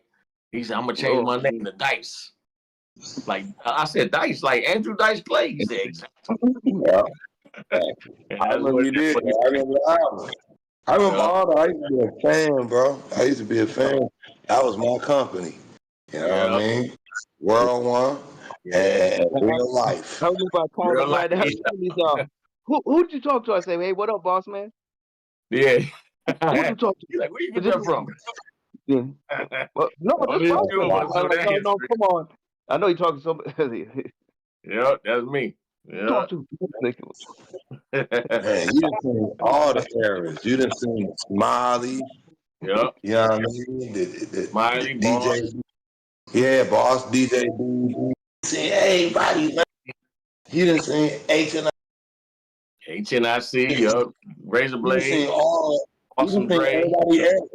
You done seen all our eras, bro. Detroit's Most Wanted. Murphy Zamir. Everybody. Beat F and Poncho. You probably could write the Detroit history for real. You probably could. My memory ain't as great as it should be, but you know what I'm saying? But you say something, it'll spark my memory. I'll be like, oh, yeah, them, you know, Triplex, you know what I'm saying? It's so many groups. All of them, yeah, man. Yep. I used to do shows with all these guys, man. I used to love that shit. Hip hop was different back then. Latin Quarter was the spot back then, man. I used to be there all the time. It used to be Latin Quarter, then changed to the Grand Quarter. Yeah, the Grand Quarter, Latin Quarter, killed them, man. Killed them.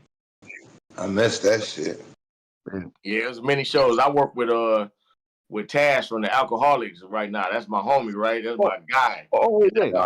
Meeting him over at the Yeah, when I was out there, he was telling me he was starting. Yeah. Wow, that's crazy.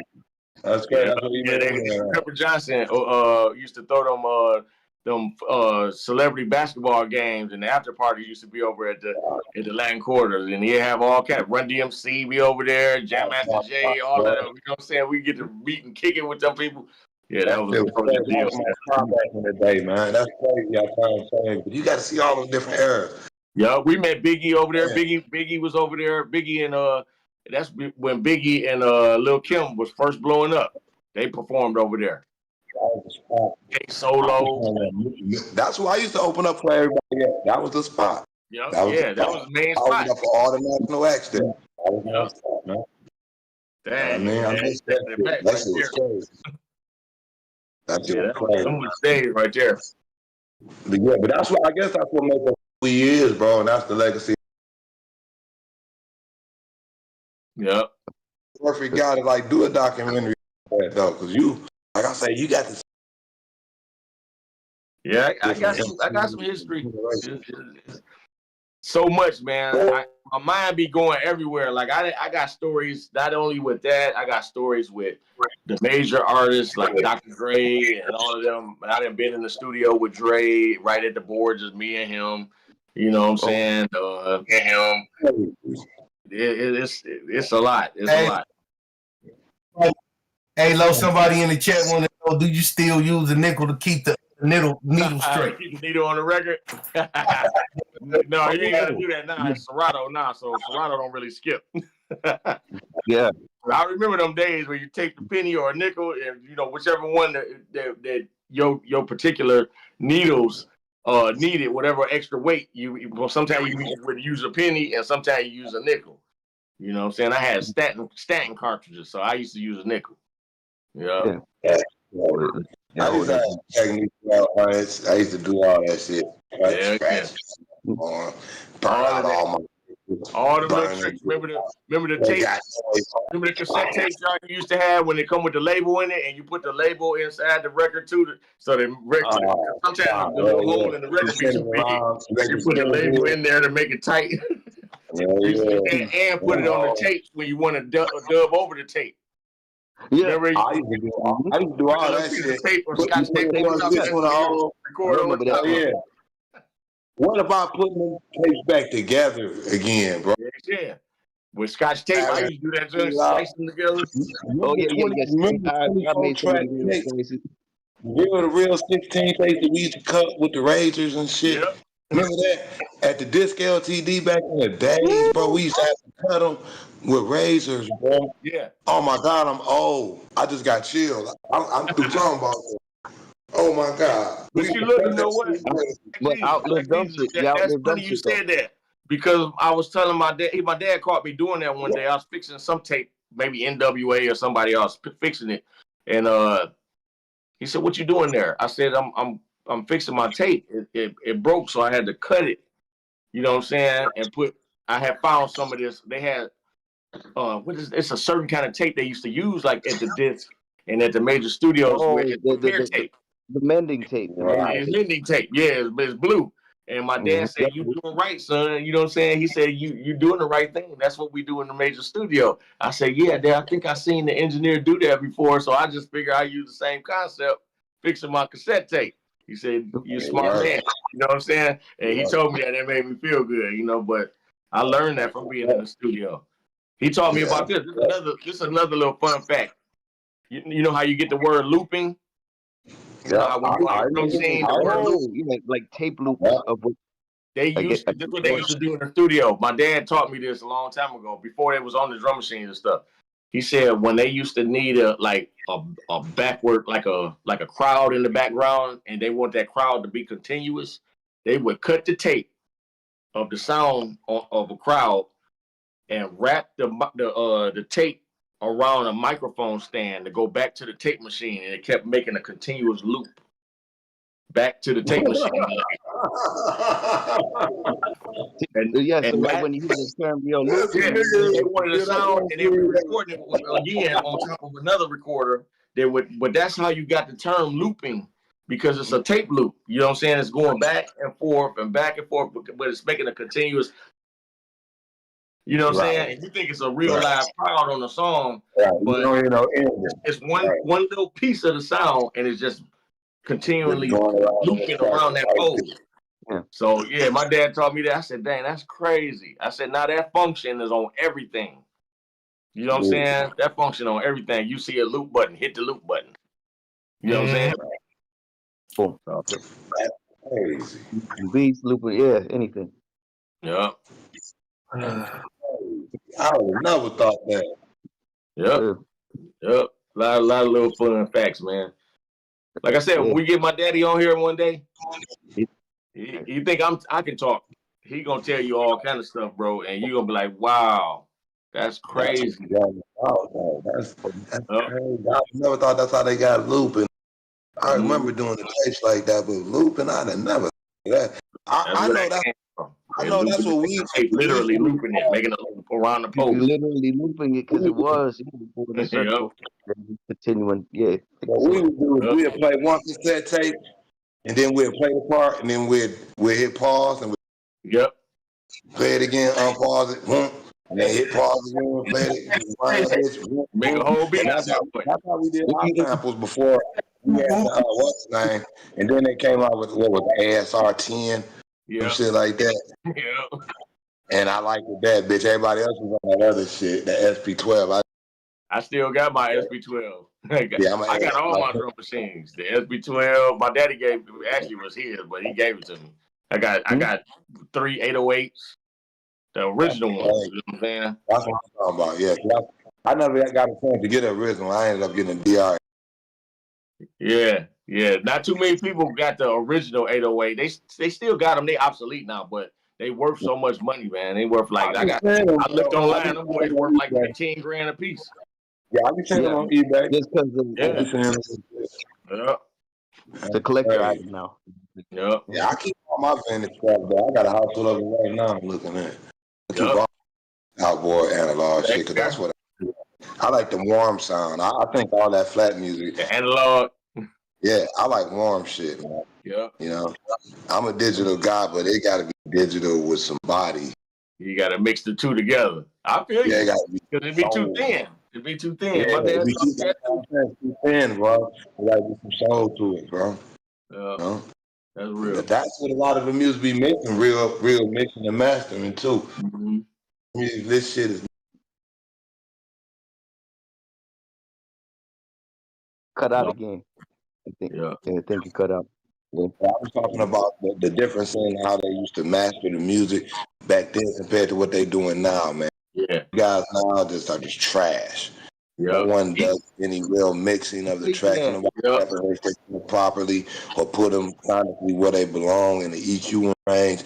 They just it's like a preset for everything, a cookie cutter, and everybody put it on there, and it's making everything. Good enough. Yeah, good enough. Let's just. Hey, what's crazy? As long as I've been recording with my dog Gino XO. Ooh, Gino. Every time I go, he still make me go ahead, give me a mic check. Say something. I'm like, you should. Shout out Gino XO. That's my guy. I'm thinking you should have my preset. I've been recording with you for years. You know what I'm saying? Nah, old school. Yeah. Every time. That's how you got to do it. Go through the protocols. That way, you know you. Yeah. Like my new single, bro. It didn't sound nothing like that when I first recorded it. Mm-hmm. I went back with the stem. I don't know what the fuck Gino did, but I listened to it, I'm like, damn. I'm hearing shit. I'm talking about. A lot of people don't go through the process no more. They just get it off their little sister computer out of Fruity Loop free, send it to a free mastering program, put it on click.com and blow up. And now everybody playing that garbage like that shit the way people open sound. And that shit really some sonic garbage. Ain't nobody telling him shit because it's a hit and he making a lot of money, but somebody should tell him like, bro. Man, he spent the hour mixing that song, like mixing yesterday. He was like, he'd stop, listen to something, hit that button, go back, bring up something, something. Hold on, turn something up.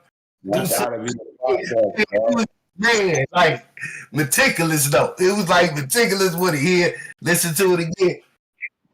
I wish I could watch like the Funk Brothers and those guys. Alright. I remember some of the stuff that I saw from being around some of it, but I wish I'd have paid attention to aggressive that shit was. And I wish I just was around more just like that old.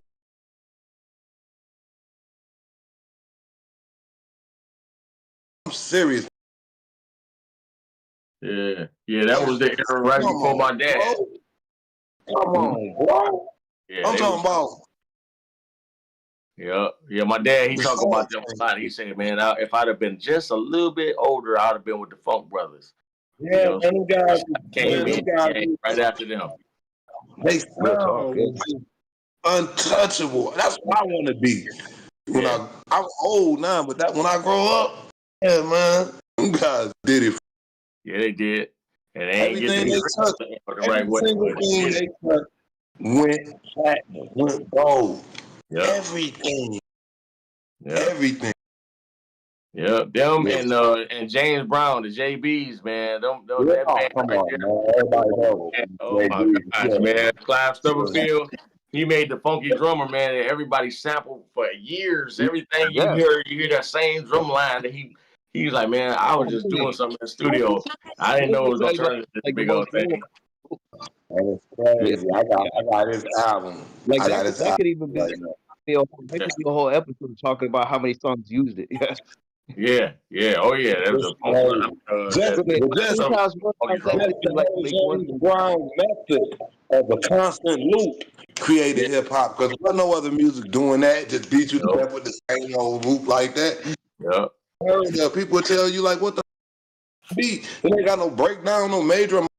Where's the hook? It's just hook. Make him say, "Daddy, I don't want none." Make him say, "Daddy, I don't want none." That's all he needs, and he killed them. You feel me?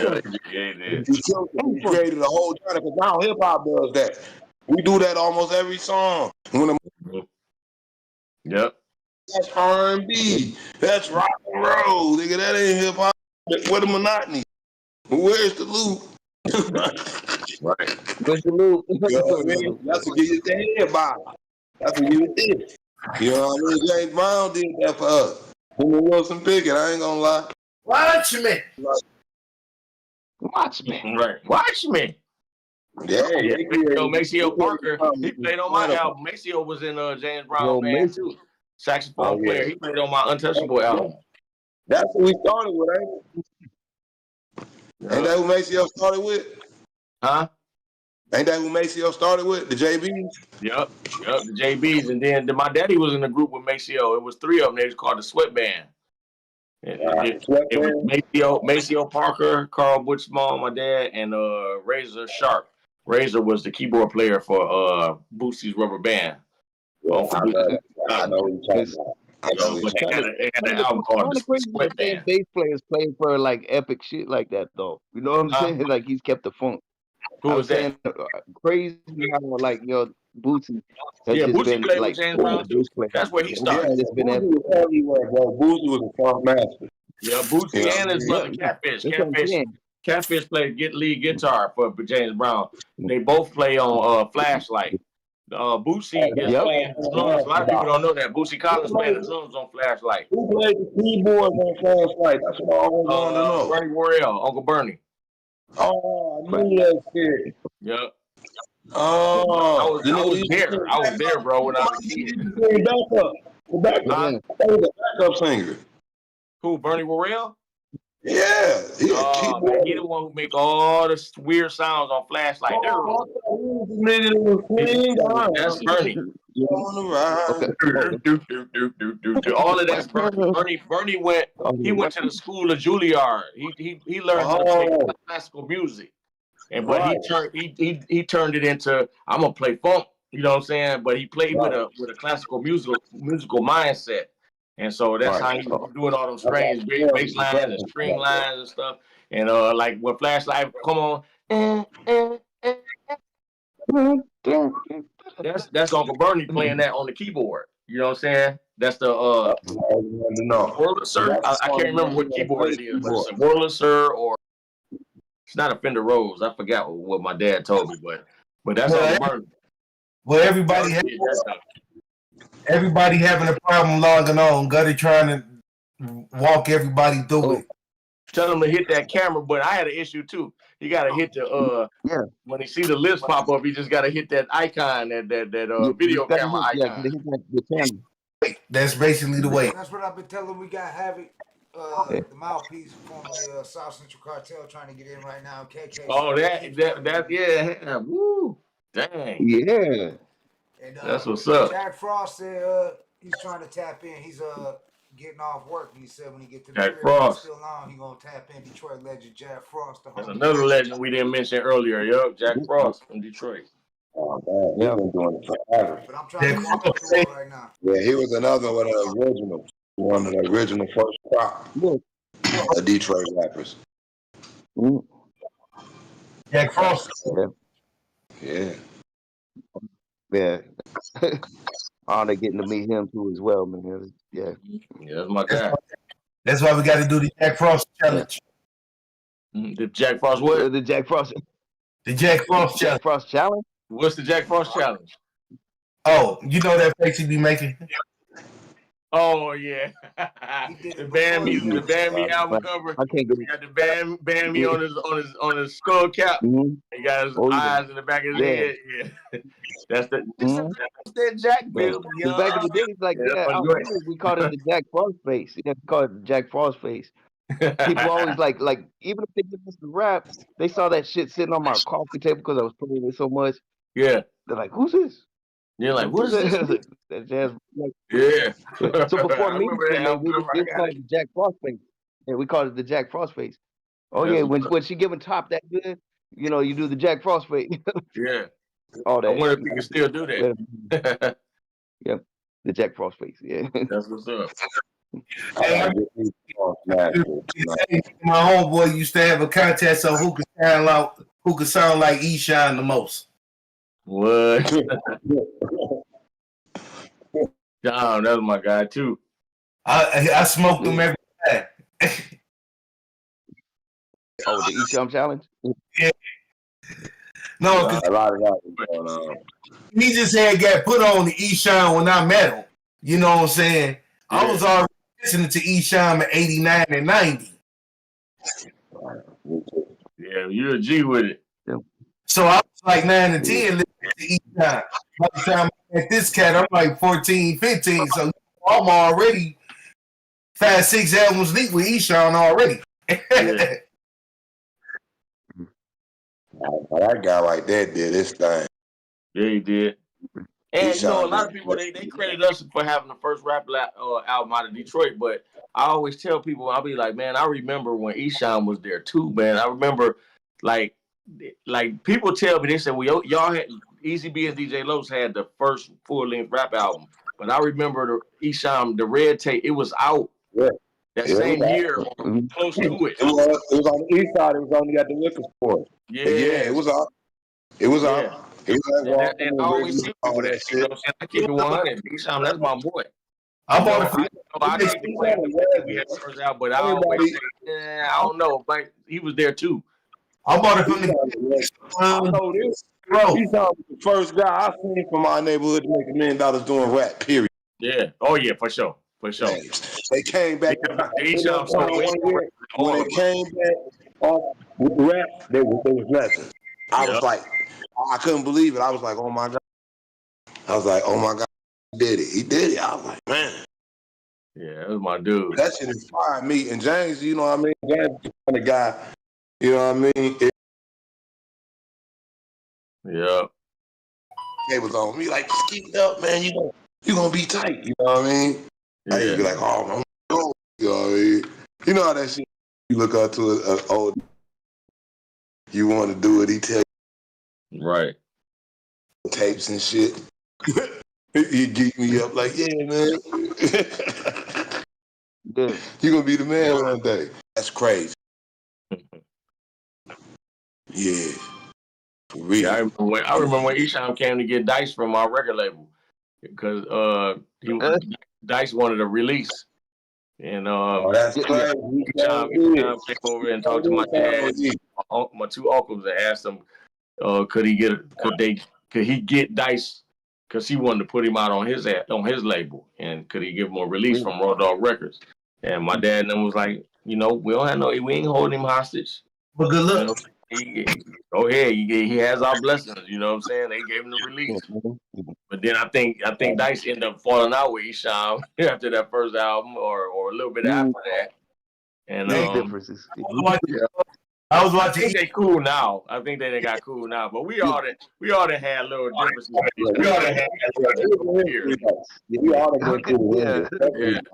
Whole crowd. That's funny. Had our differences. Yeah, so he was talking about that, bro. He was just talking about that on the podcast. Wow, what did he say? I ain't catch it. He said, and I went to go holler at the people at World One to see if I could get Dice. They said you can have it, but good luck. I said what? But good luck. Yeah, oh yeah. I think my daddy and them was mad at Dice because see during the period of time, I'm gonna tell you, I'm gonna put it out here because this what happened. If there was talks about Def Jam wanted Dice at one point.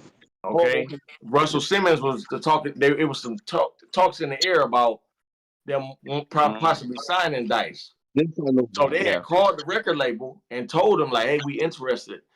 But I think once they looked at what the record was doing, they didn't see no numbers like they wanted. You know what I'm saying? So they didn't give no bite after that. You know what I'm saying? They didn't call back. And so, but Dice looked at it his own way, and he was like, "I think they trying to sabotage me and trying to keep me over here at World One." You know what I'm saying? And he ended up saying that. He ended up putting that in a magazine. Like you know, like it was official. Like, yeah, they trying to hold me back. You know what I'm saying? They're like, nobody's trying to hold you back. You know what I'm saying?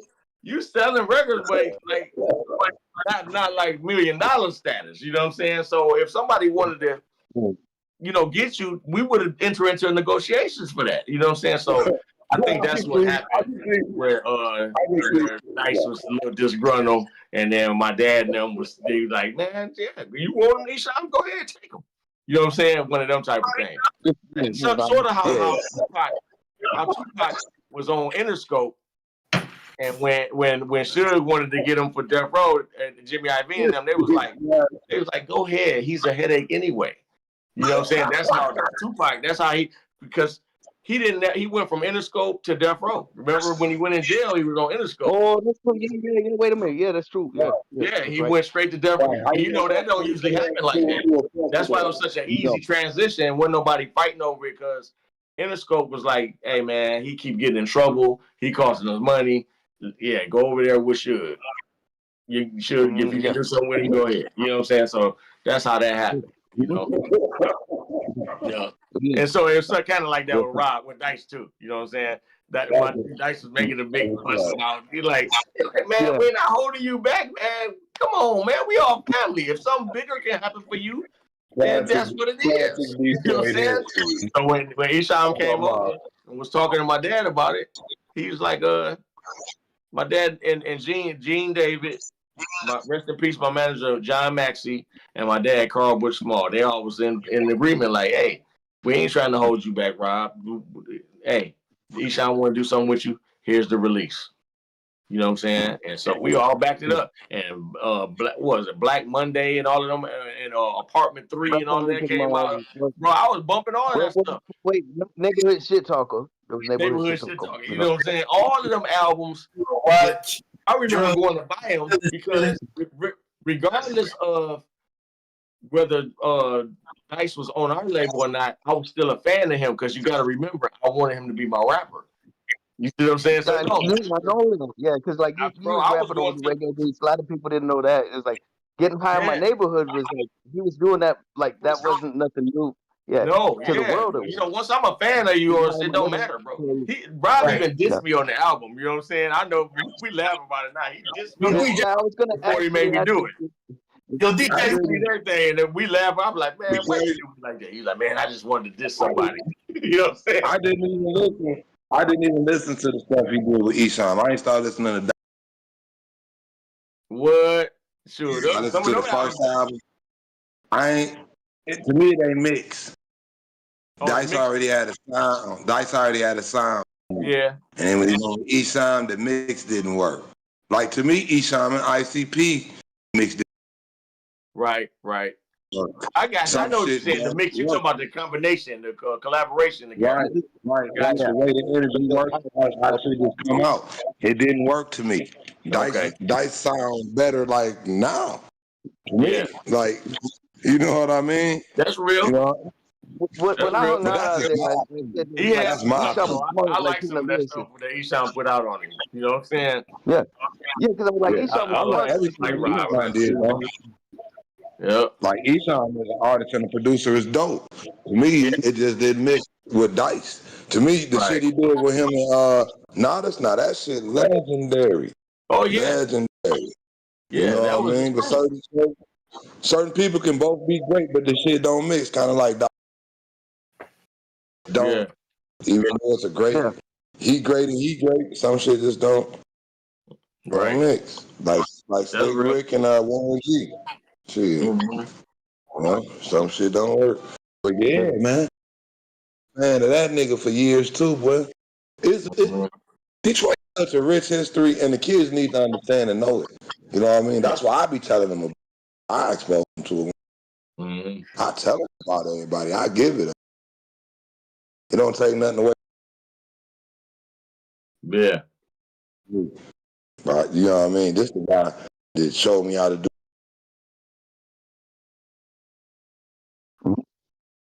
history. Those to do like don't when everybody talk.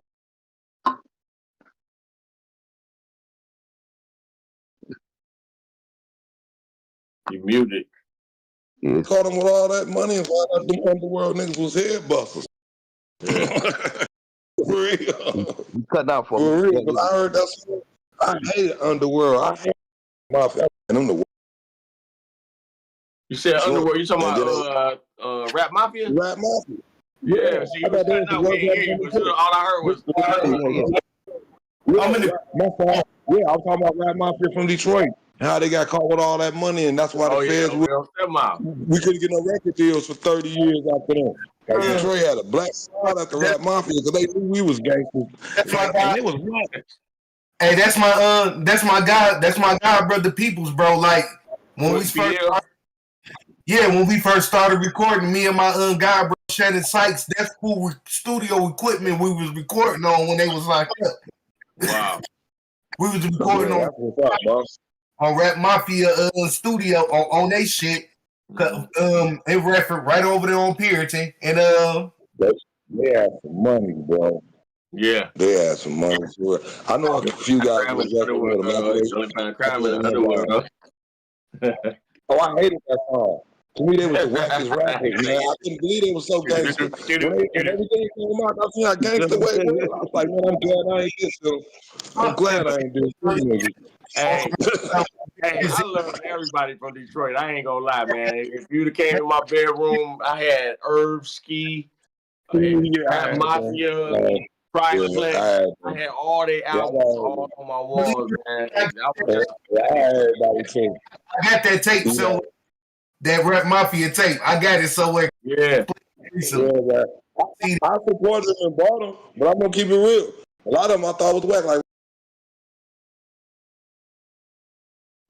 cut out again. You lost again, Black Jesus. Oh, my bad. It does that when I take it too far away. I get it now. But no, it shocked me when they got caught up like that because I was convinced that they, you know what I mean, they was whack too. Yeah. And then I seen their case and the feds and all that money they got caught with. Then I met some people who was. Yeah. Them boys did it super big. They scared everybody. That's when all the companies got scared of Detroit rappers. They were like, nah, man, we all in the streets. Dre ain't making no better. You know what I mean? He terrorized. You said Awesome Dre? Yeah, he ain't making no better. He terrorized. For like 2 years. Went in priority and with the baseball bats and all of that. You know? Bro, we terrorized them, bro. I know the whole history because I was back then. Like, he terrorized them and scared all the record companies away, bro. Somebody, I can't remember who it was, but somebody was talking to Nas, and Nas told him that. He said, man, don't nobody want to sign nobody from Detroit, man, because y'all got a reputation there. You know what I'm saying? It was somebody, I can't remember who told me about this, but they was talking to Nas. And Nas knew. He said, trust me, I know that no one wants to give anybody no record deals from Detroit because they scared of y'all. You know what I'm saying? I said, dang, Nas said this. Yeah, man, I remember it was going around, bro. I was like, wow. Okay, that being said, no, real quick though, I have to interrupt on this though. Do you think that might be why some artists like that came out of Detroit that people didn't know were Detroit officially? That might have been why they were kind of like almost presented like California artists, because you know a lot of Exhibit. Yeah, it could have been that. You know, like that was like what you just said. Yeah. Well, all the police went to Atlanta and started acting like they did. Rest their soul boss. You know, rest their soul boss. Yeah. She had the West Coast image. You know, with the Lokes and all of that. you know, But he's she never transformed on it. you know, Breed. Yeah. Breed being for Yep. Quinn. They kind of presented him. Everybody thought he was like. I have people still telling me out here. Oh no, he's from. Look him up though. Who is that? He's from Flint. Breed. Something like Oh, Breed, Breed. yeah. Yeah. Breed. Yeah, and it's like no, Flint. Yeah, like no, he But Flint California. always been dope. Nah, Flint see, always they been stole. dope. See, California stole the Midwest sound. Yes. You rapping over And more listen, man, mountain sounds. They created that Yes. here in Michigan. You know what I'm saying? In Detroit. Yeah, but I ain't gonna say they stole. I ain't gonna say they stole it because the Bay and Detroit. Yeah. It's like and what California, and well, I'm talking about Los Angeles area, and Detroit got.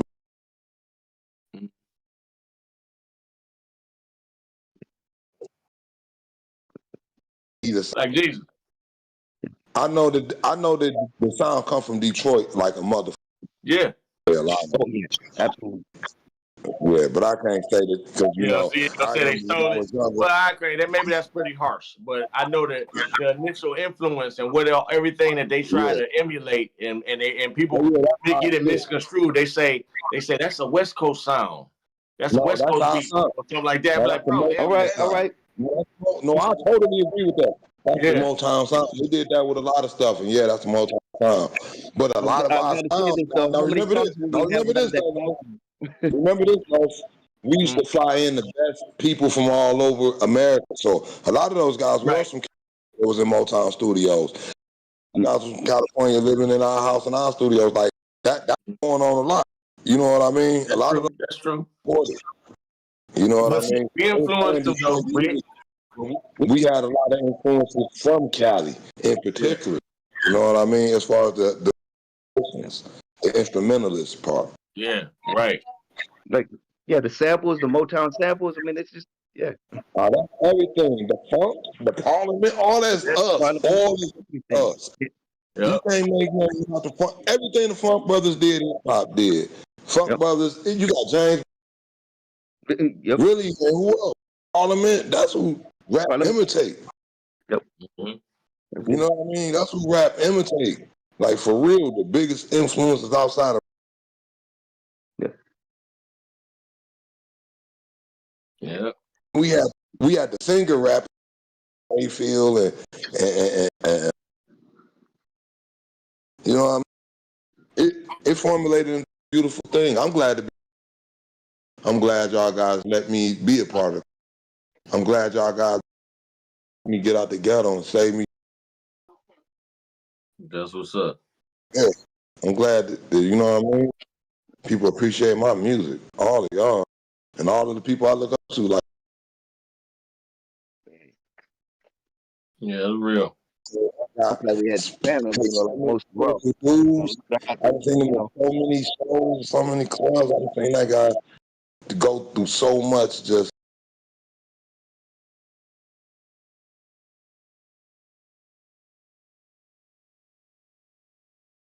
Be that, man. It cut out again. My bad. I just want to be there to see everybody connect because I know it's something real big. That's real. We the number one market buying music and market producing it. We was the number one producing. Said Atlanta. 25-year Atlanta. Detroit. Smack in them bitches. They try to lie and say they ain't. They just went down there and you know what I mean? When a lot of gang wars popped off on the East and West, when stuff be changing. Getting indicted, they went to Atlanta. You know what I mean? And they became the first. Then it happened again with street lords getting indicted. A lot of that. What's my man name? Proof used to be T. Stucky. Stucky, yeah. I grew Stucky up went down there way back in the day and kept shine down there. I remember that shit. You know what I mean? I'm quite sure. Tashawn got a little kid down there, I'm pretty sure, because I remember all that shit. I used to buy my from Stucky's record store, Puritan Records. So that they carrying all them niggas down there. So that right there is the influence, man. like saying down. You know what I'm saying? Mm-hmm. Oh man, this has been going on.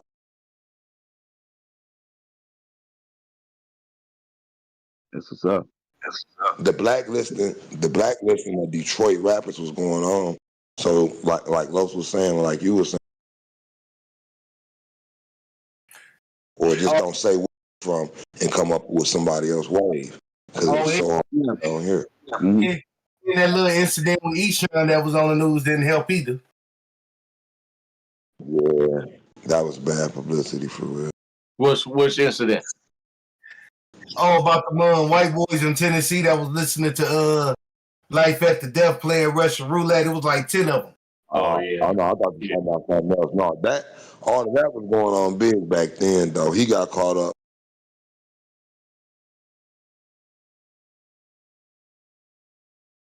Man. Really, they got the FBI to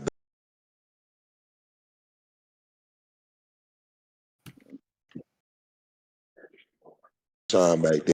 On his, you know what I mean? They couldn't believe those guys. Oh, they was trying to ban Eshawn and not as like a motherfucker. I'm telling you, I know how this shit works. My brother King X, and we talk about this all the time, and I've even talked to this like with Gangsta Nip himself, when it was like, it's a different story. Everybody feels it a different way, but it freaking saved my life. That's what I'm saying. Like I didn't have to go no crazy route. I didn't have to go that low. It's like hip hop is, like Professor Griff say, higher infinite power healing our people. I totally believe that. I love what earlier. Yeah, like man, I don't know nowhere else where I could be appreciated as much here. Streets love ain't real. Shit, shit. The murders I committed on record say me many prison life sentences. It is a way. It's a form of therapy when you can, just reflect on. I love because I even had a song when I was deep in it, and I say the devil in the flesh, evil in my eyes. If I caught natural life, I wouldn't be surprised. And at that moment in time, that's what my headspace was. Like if I caught a lifetime bid, it wouldn't have surprised me at that time. Mind frame. That's what music does. It's a form of nostalgia. It's a form. Yeah. I wrote back in the 90s, and I'd be like, man, I really was crazy. Mm-hmm. And some of the shit, I just wouldn't crazy that I was even, right. You're a mirror of who you were and your growth as a human. When I listen to my old came, therapy, the fact that I can give something. It's the culture itself.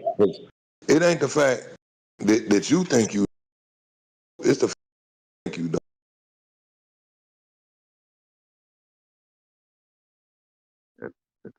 Or whether Brother King X new single was whacking, just to have that, because we didn't have a culture. You know what I mean? Everything in the black race was destroyed, especially after crack. Especially. You know what I mean?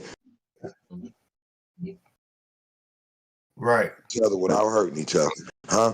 We can show our prowess with words and our technological.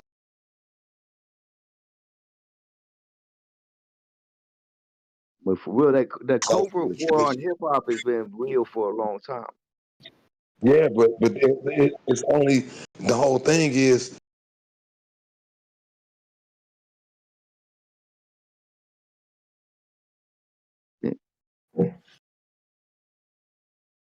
and becoming, even though the baby ugly as an adult, you know what I mean, and it's damage.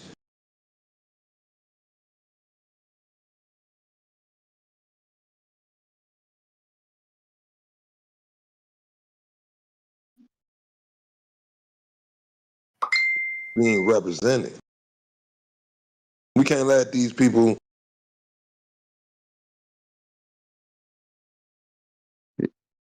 It keeps cutting out bad on my end. It got to be people that's like the DJs. They got to be the people who really, you know what I mean, hold the culture. It can't be these. Yeah. Is it still cutting out? Yeah, it's still cutting out. Yeah. But I mean, the external what we're mic or catching is something. good. Yeah, what we're catching is good. Yeah, it's just like but Yeah, man. It just be having me going when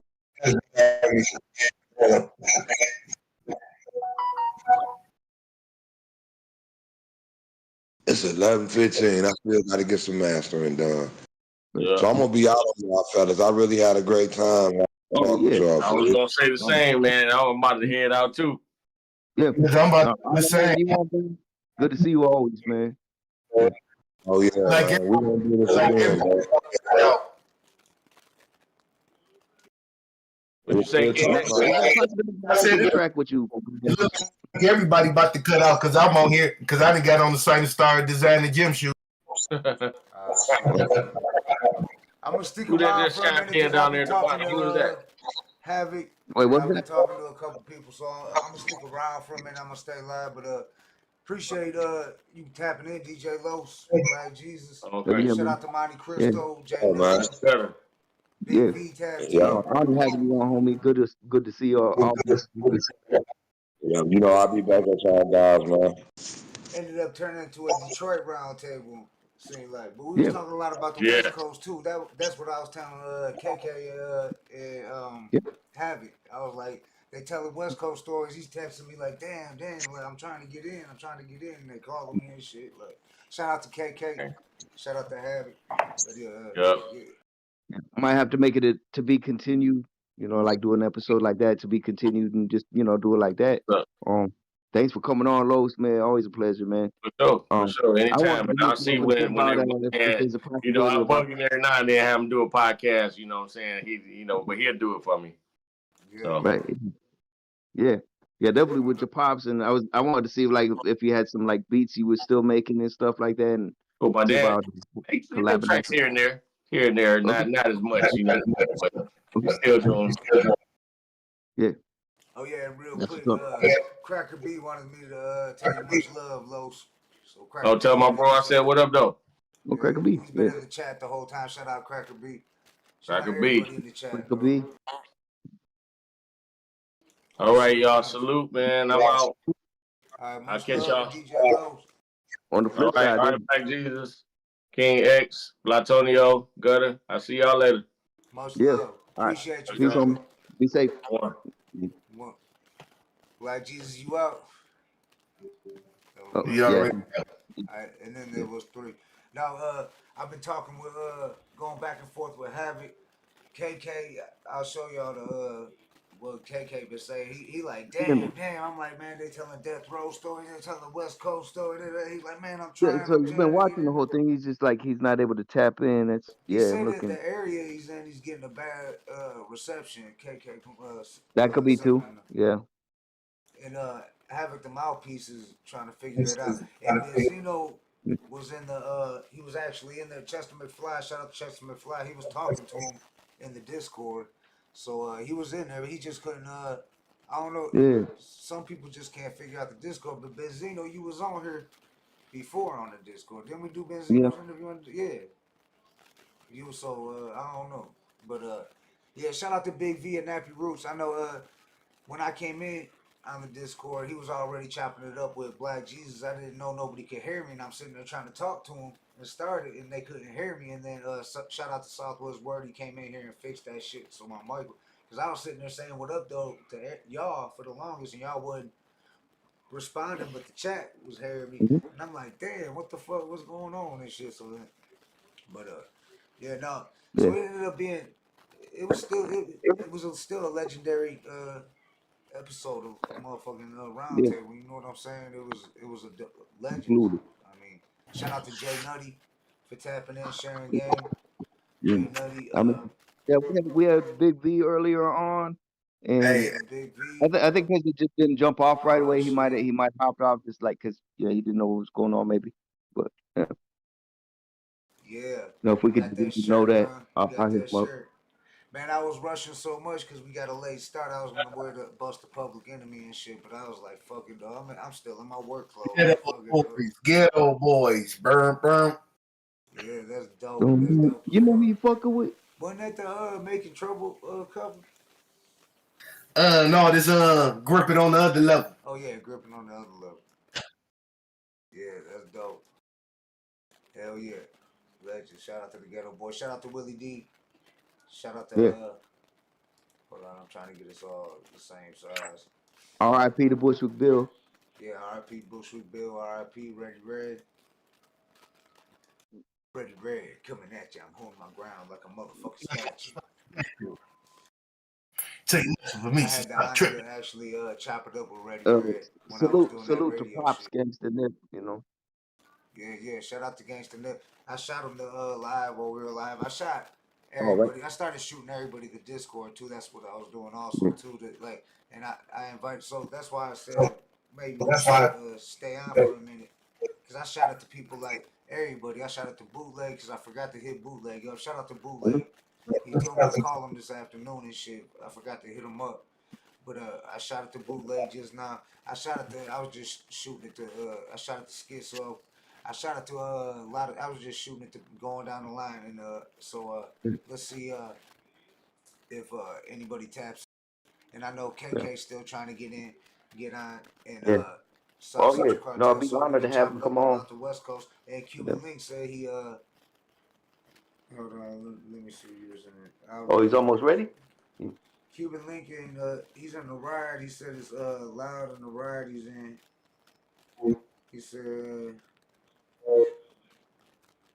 He said he's on the road car full of kids. He put mad noise over here. They're gonna fuck it up. So he said he was gonna All tap right. in. He said I'll tap in when I get to the crib. So I'm gonna I figure we stay live if y'all down for a minute. I know Brother King S Yeah, that's cool. Yeah. was gonna do some shit. Yeah. I want to mention, and salute, of course, because we brought him up a lot, was the homie Dice right there. I want to mention, salute to So yeah, he was getting Dice. love in the chat too. Shout out Cracker B. He was all through the chat, and he said if he wasn't at work, he was watching us. But he said if he wasn't at work, he would have tapped in.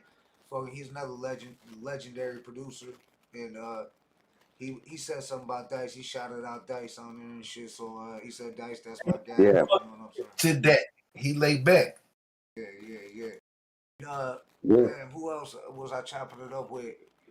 We got some people that might be jumping out here. And Jack Frost said when he got Well, yeah, to the crib from Benzino work. trying to get in. You said Benzino was trying to get in. Yeah, So. Benzino was trying to get in. Chester McFly talked to him in the Discord. If you go check the Discord when you come back. Oh, he did? Okay, trying to walk him through? Yeah, he was trying to tell him how to get on there and shit, like how to get on. So what was I gonna say? Oh yeah, I want to shout out Stretch Money for coming on. Yeah, Shout out Stretch Money for coming on. Shout out Yeah, I Monte don't want to Cristo, miss the horse nobody. trainer, the last of the best. Like Jesus, of course, like the homie right there, the horse trainer, Monte Cristo. You always know it's family here. For sure, no doubt. Yeah, and shout out to D Cochran. I see you. She been leaving D Cochran, comments. what up, Chester bro? McFly. Salute. Christopher Jordan, I know you tapped in. Christopher Jordan. Salute to Chester McFly, of course. Salute. We had some other people that I couldn't. Oh, well, KK I'll be was right in back. chat. KK was Oh, in okay, chat all right, too homie. and shit. Yeah. No, I hear you. Right. We'll be right back. KMCD. Brother Shout King out to salute, of course, always. KMCD. Shout out to Knight. Knight was all up in the chat. Shout out to Knight. Charlie Oh, Knight. okay, Knight. That's what's up. Yeah, shout out to Knight. And hold on, I don't know. We had a couple trolls, but you know how we do them. But all right. No, this was how bad were they? G-Man Like judging on 500. that scale, since we're talking about it, how were they tonight? Were they good or were they? Yeah. We had a couple, but shout out to G-Man 500. He was talking about K Reno, Cannabis, Raz Kaz, good rappers. He said Killer Priest, Corrupt, Snoop Dogg, Dr. Dre. He was My bad. I couldn't like. I mean, I don't want to interrupt the guests. You know what I'm saying when they're speaking in the Yeah. round table. That's why I was like, I had my mic muted most of the time. But I'm Yeah. scrolling up, and I just want to make sure I shout out everybody out and shit, because I seen some other people. Angel Howell.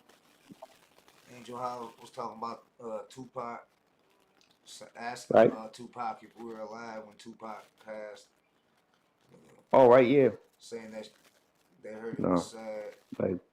Like truly, it was like honor having just DJ Los, Oh yeah. having Oh yeah. popping on Speaking of here. It was DJs, on, that's another man. one. Always, I just hit up too. Another DJ was DJ Henhouse, so he might tap into. That's why I said, look, we can hang out for a couple minutes and shit. We still might have some yeah. legends coming We'll on. see where it goes. Yeah, we're gonna hang on here. Like if you hang with us, we appreciate you for being on here because yeah, we don't know where it's gonna go. Yeah. Oh, and also let us know your feedback on what I kind of threw earlier, if you were here or if you heard it, about like the DJ episode being a possibility. If you think that'd be pretty dope, Yeah. And without a Monty, doubt. shout out to Monty. He had to bounce. He was trying to get JT Money walking through the disc. That's another one. Shout out to JT Money. He was trying to get on. He couldn't figure out the Discord. That's why Monty Yeah, had jumped off. He was hitting let's me get up on the JT ground. money. Yeah. So he was trying to help him get on there. Yeah, some people just don't Hmm. get the Discord. I mean, it took us a while, and we're still learning on Discord. So, but it was definitely a special hip hop 101 roundtable. I mean, shout out to everybody. I know JD. Shout out to Yeah. JD. I know my bad. We had to start late, but better late than never. And we're gonna do this again. And JD, you'll definitely be on there. And speaking of JD, because I know he had to take some time. He was in the studio and all that. But speaking of JD, I hit up 3 and hit him with the Discord, and I hit up Dazzy D. So just now, like a few minutes ago. So that's why I said let's hang out. Let's see if anybody taps in this shit. So Yeah. but Hey, I'm gonna see if somebody's hiding in the crowd too that we know. Matt Butcher, are you watching? We want you on here, Matt Butcher, if you watch. We oh yeah, want the hit Butcher up unmasked. Craig B too from Beats by the Pound. I hit up Craig B Beats by the too. pound right there. Send it to him. So yeah, shout out to if I Craig sent you B. the Discord, tap in. You know what I'm saying? Yeah. I sent Champ Like I'm Town. saying, also Matt Butcher if you want to tap in. Yeah, shit. I sent it to Champ Town. Keep Sorry, us in man, I mind. had to. All right. What else is going on in the chat? Any questions? Well, Any questions? I see D Carter in the last one down there says much love, Hood Smokers Podcast. Salute. Good night, fam. Cuts out on my end too. Anything is possible. oh, okay. And, Chestnut Fly exactly. I don't know when he said that. He did say Blantonio killing it right now. I don't know when he said that. He said not the Philly. Oh, it was wrong. We were talking about Jack Frost, not the Philly Jack Frost. He said laugh out loud. He said Blantonio killing it Oh, right now. But Cracker no, I B, appreciate you, man. he was definitely. He said something about I'll be in Ohio next week with Ira. Cracker B will be in Ohio next week with Oh, Ira. okay. I think I know who he's talking about. Yeah, it's spelled weird, right? Ira. Yeah. Yeah, so Yeah, make sure no, I think I you know who you're check talking that about. out. Yeah, I'm familiar with the name. Yeah, Yeah, Cracker B said Dice is that homie. Dice is the GOAT. without a doubt, man. Yeah, Yeah. Hold Good on. that's my shit. guy. Stop with Yeah, that fancy. KK was even participating in the chat too and shit. First he Yeah. came out with All Compton right. in the house, KK second to none, and then fucking he let me see where he left a comment. He was talking about he was hold on, what is that? Let me see. Here we go. Oh, when we were talking about slanging tapes and CDs, he said back to the underground tapes. So he was all about that type of shit. You know what I'm saying? So, but yeah, he was really upset that he couldn't get on, especially when I was telling him Yeah. we were talking West Coast talk. You know what I'm saying? We're talking a lot about the West Coast. Yeah. With No, we know that, without a shadow of a doubt, that just sucks about the fact it did that shit right now. Yeah. Well, yeah, we're gonna have to rearrange it again, make another, like, maybe hip hop one. Like, let us I know in mean, your feedback literally, if you we think did hip this hop shit in a 101. week. We set this shit up in like less than a week. We just started, and I was surprised Yeah. how quick people were down. Yeah. You know what I I'm thought saying? this needed to be a month in advance, to be Yeah, honest, myself. right. That's what I mean. We need to do it more like that. But like we said, we learn as we go. So, Mm.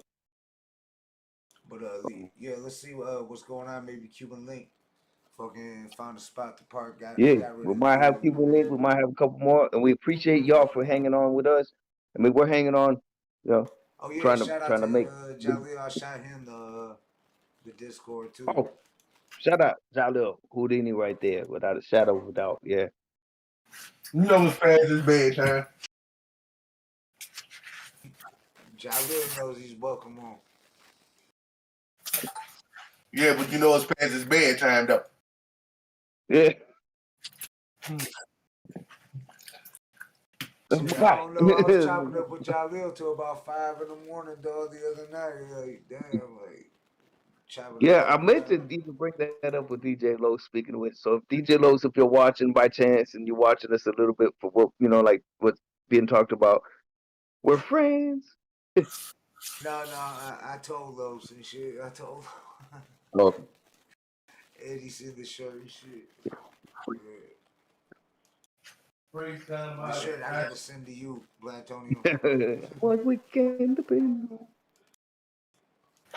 Yeah. I gotta get that out there. Oh yeah, Oh, shout out to you shooting the Money Discord Mall again? too. Money Mall, he got some big shit popping. The Hood Smoker podcast. Don't forget about him. Oh yeah, He Money said, Mall.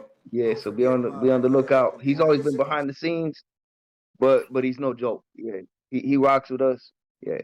So if you don't know the name, you should know the name. Yeah, Money Mall.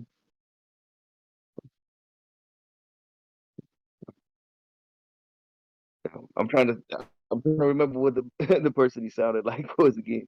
He's like secretly the trapologist. Was it? No.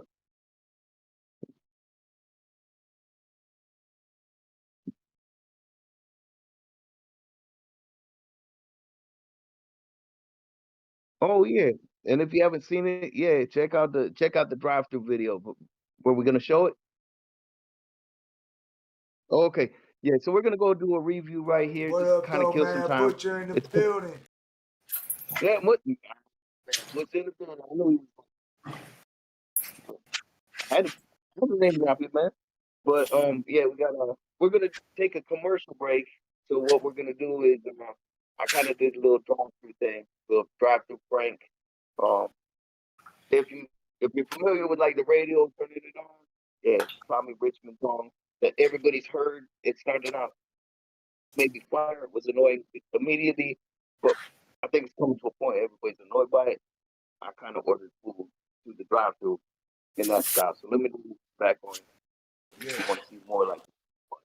Shout out to all the legends that we had already. And shout out to all the legends who took the time out, of their day. Yeah, come on, for real.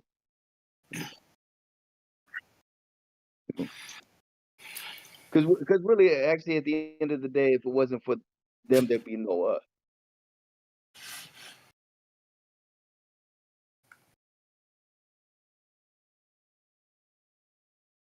Hi guys, if you want to look at a menu or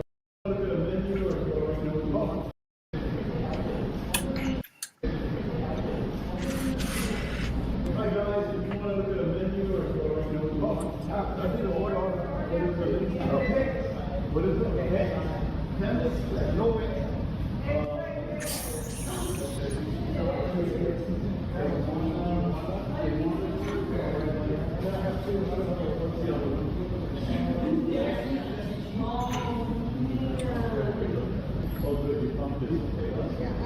Thank you one, my bad. Always appreciate it. Yo, it's like, but yeah, like this didn't sound. Oh no, this ain't the dry clean one. I'll put the no pants one on. Oh well, we got a no pants one. Here it is, motherfucking bacon. Here we go. I put the no pants one on. Alright, here we go. See how it goes. This is the one we was talking about. And we're gonna make this shit go viral on TikTok. Let's see how it goes. Let's know. Can I get a chicken sandwich, super size, with some fries, with some motherfucking bacon? A chicken sandwich, super size, with some fries, motherfucking bacon. Are you playing or are you ordering for real? Oh, you know I'm ordering for real. Okay, give me a second. Yeah. See that right now. And actually, if I could, what is it? You wanted a Red Bull? Red Bull. Okay, yeah, Red Bull. Yeah. Sorry, I have a rare disorder. It's called Tommy Richmond. She ain't been having it. She's like, no. And you can find that See right how it here. goes. That's Black Tony Todd. He broke it down to you. You can find that here on this channel on the Hood Smoker Podcast. That shit. Yeah. And it's a new TikTok challenge. New TikTok. Let us know if you got like that. Yeah, we just thinking about like kind of mixing it up, mix up the whole thing. That's kind of stuff I do on the sidelines for fun. You want to see? Let's. I got the No Pants vs. the Bird videos. Yep. Y'all want to see No Pants beefed out with some birds? Well, I mean, you talk about them, your son, Blantonio. Yeah, I don't know. He been tripping on.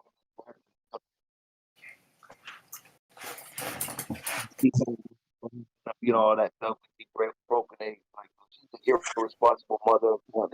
That's the only thing I know about this bird in the backyard. So, but Pence seems to have an issue with him.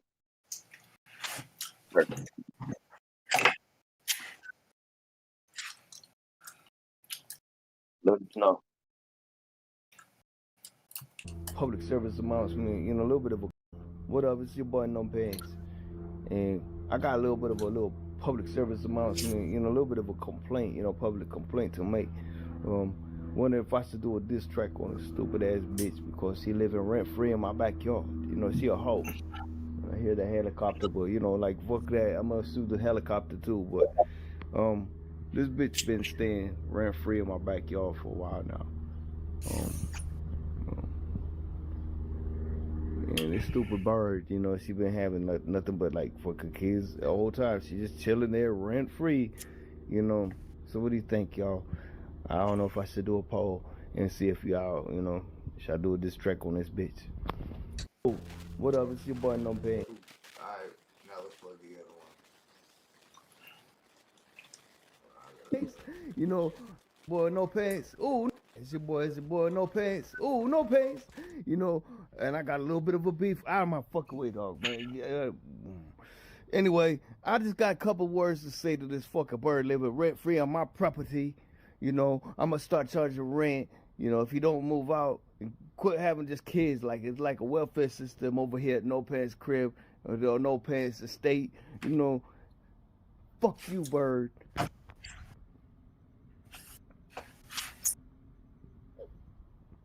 Oh. Boy, it's your boy No Pants. Oh, no. That's No Pants. You can find those here too. Brother Kids, we got a lot of dope shit here. So check it out.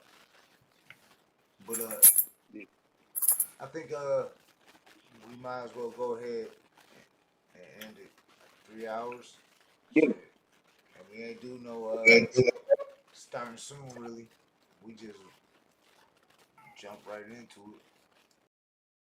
Yeah. I seen Black Jesus and Big V chopping it up, but they couldn't hear me. I'm like, damn, what the fuck? Can they not hear me and shit? Like, and then finally we got Southwest Word in here. Shout out Southwest Word.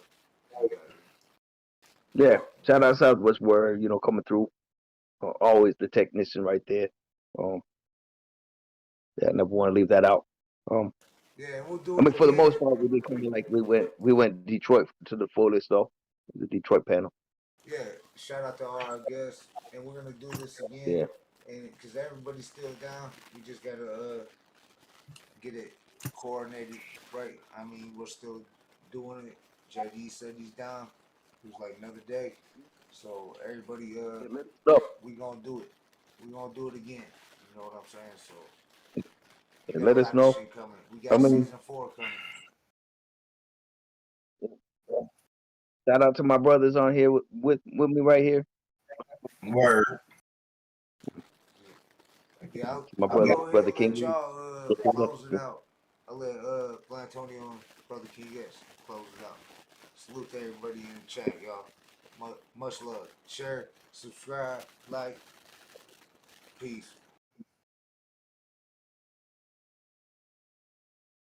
Go ahead, my brother. What up, though?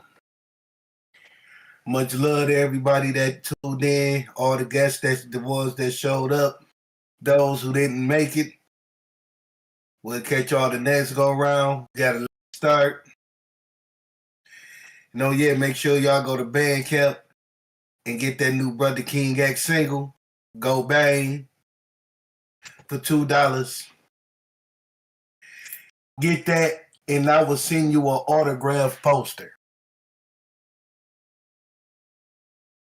So what do you have to do? $2.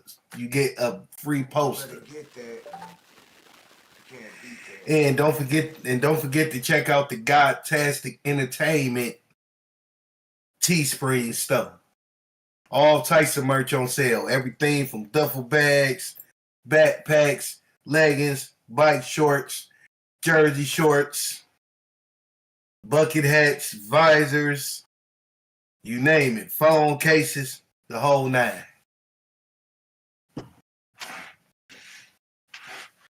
And I got a 10% sale going on. 10% off sale going on. And it's 50% going off on the BKX windbreakers.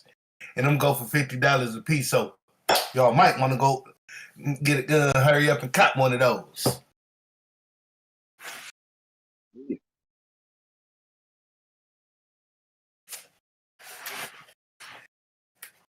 There you have it right there. Hood Smoker Podcast.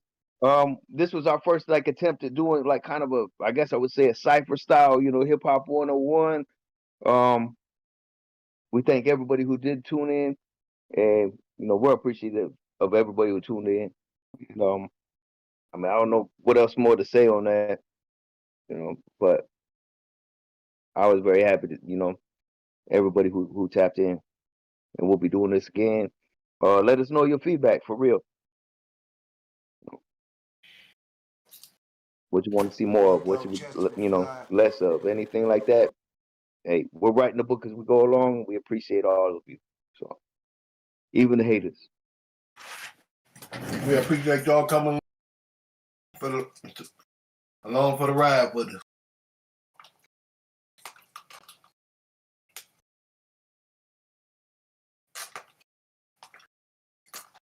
Until the wheels fall off. And then I'm out.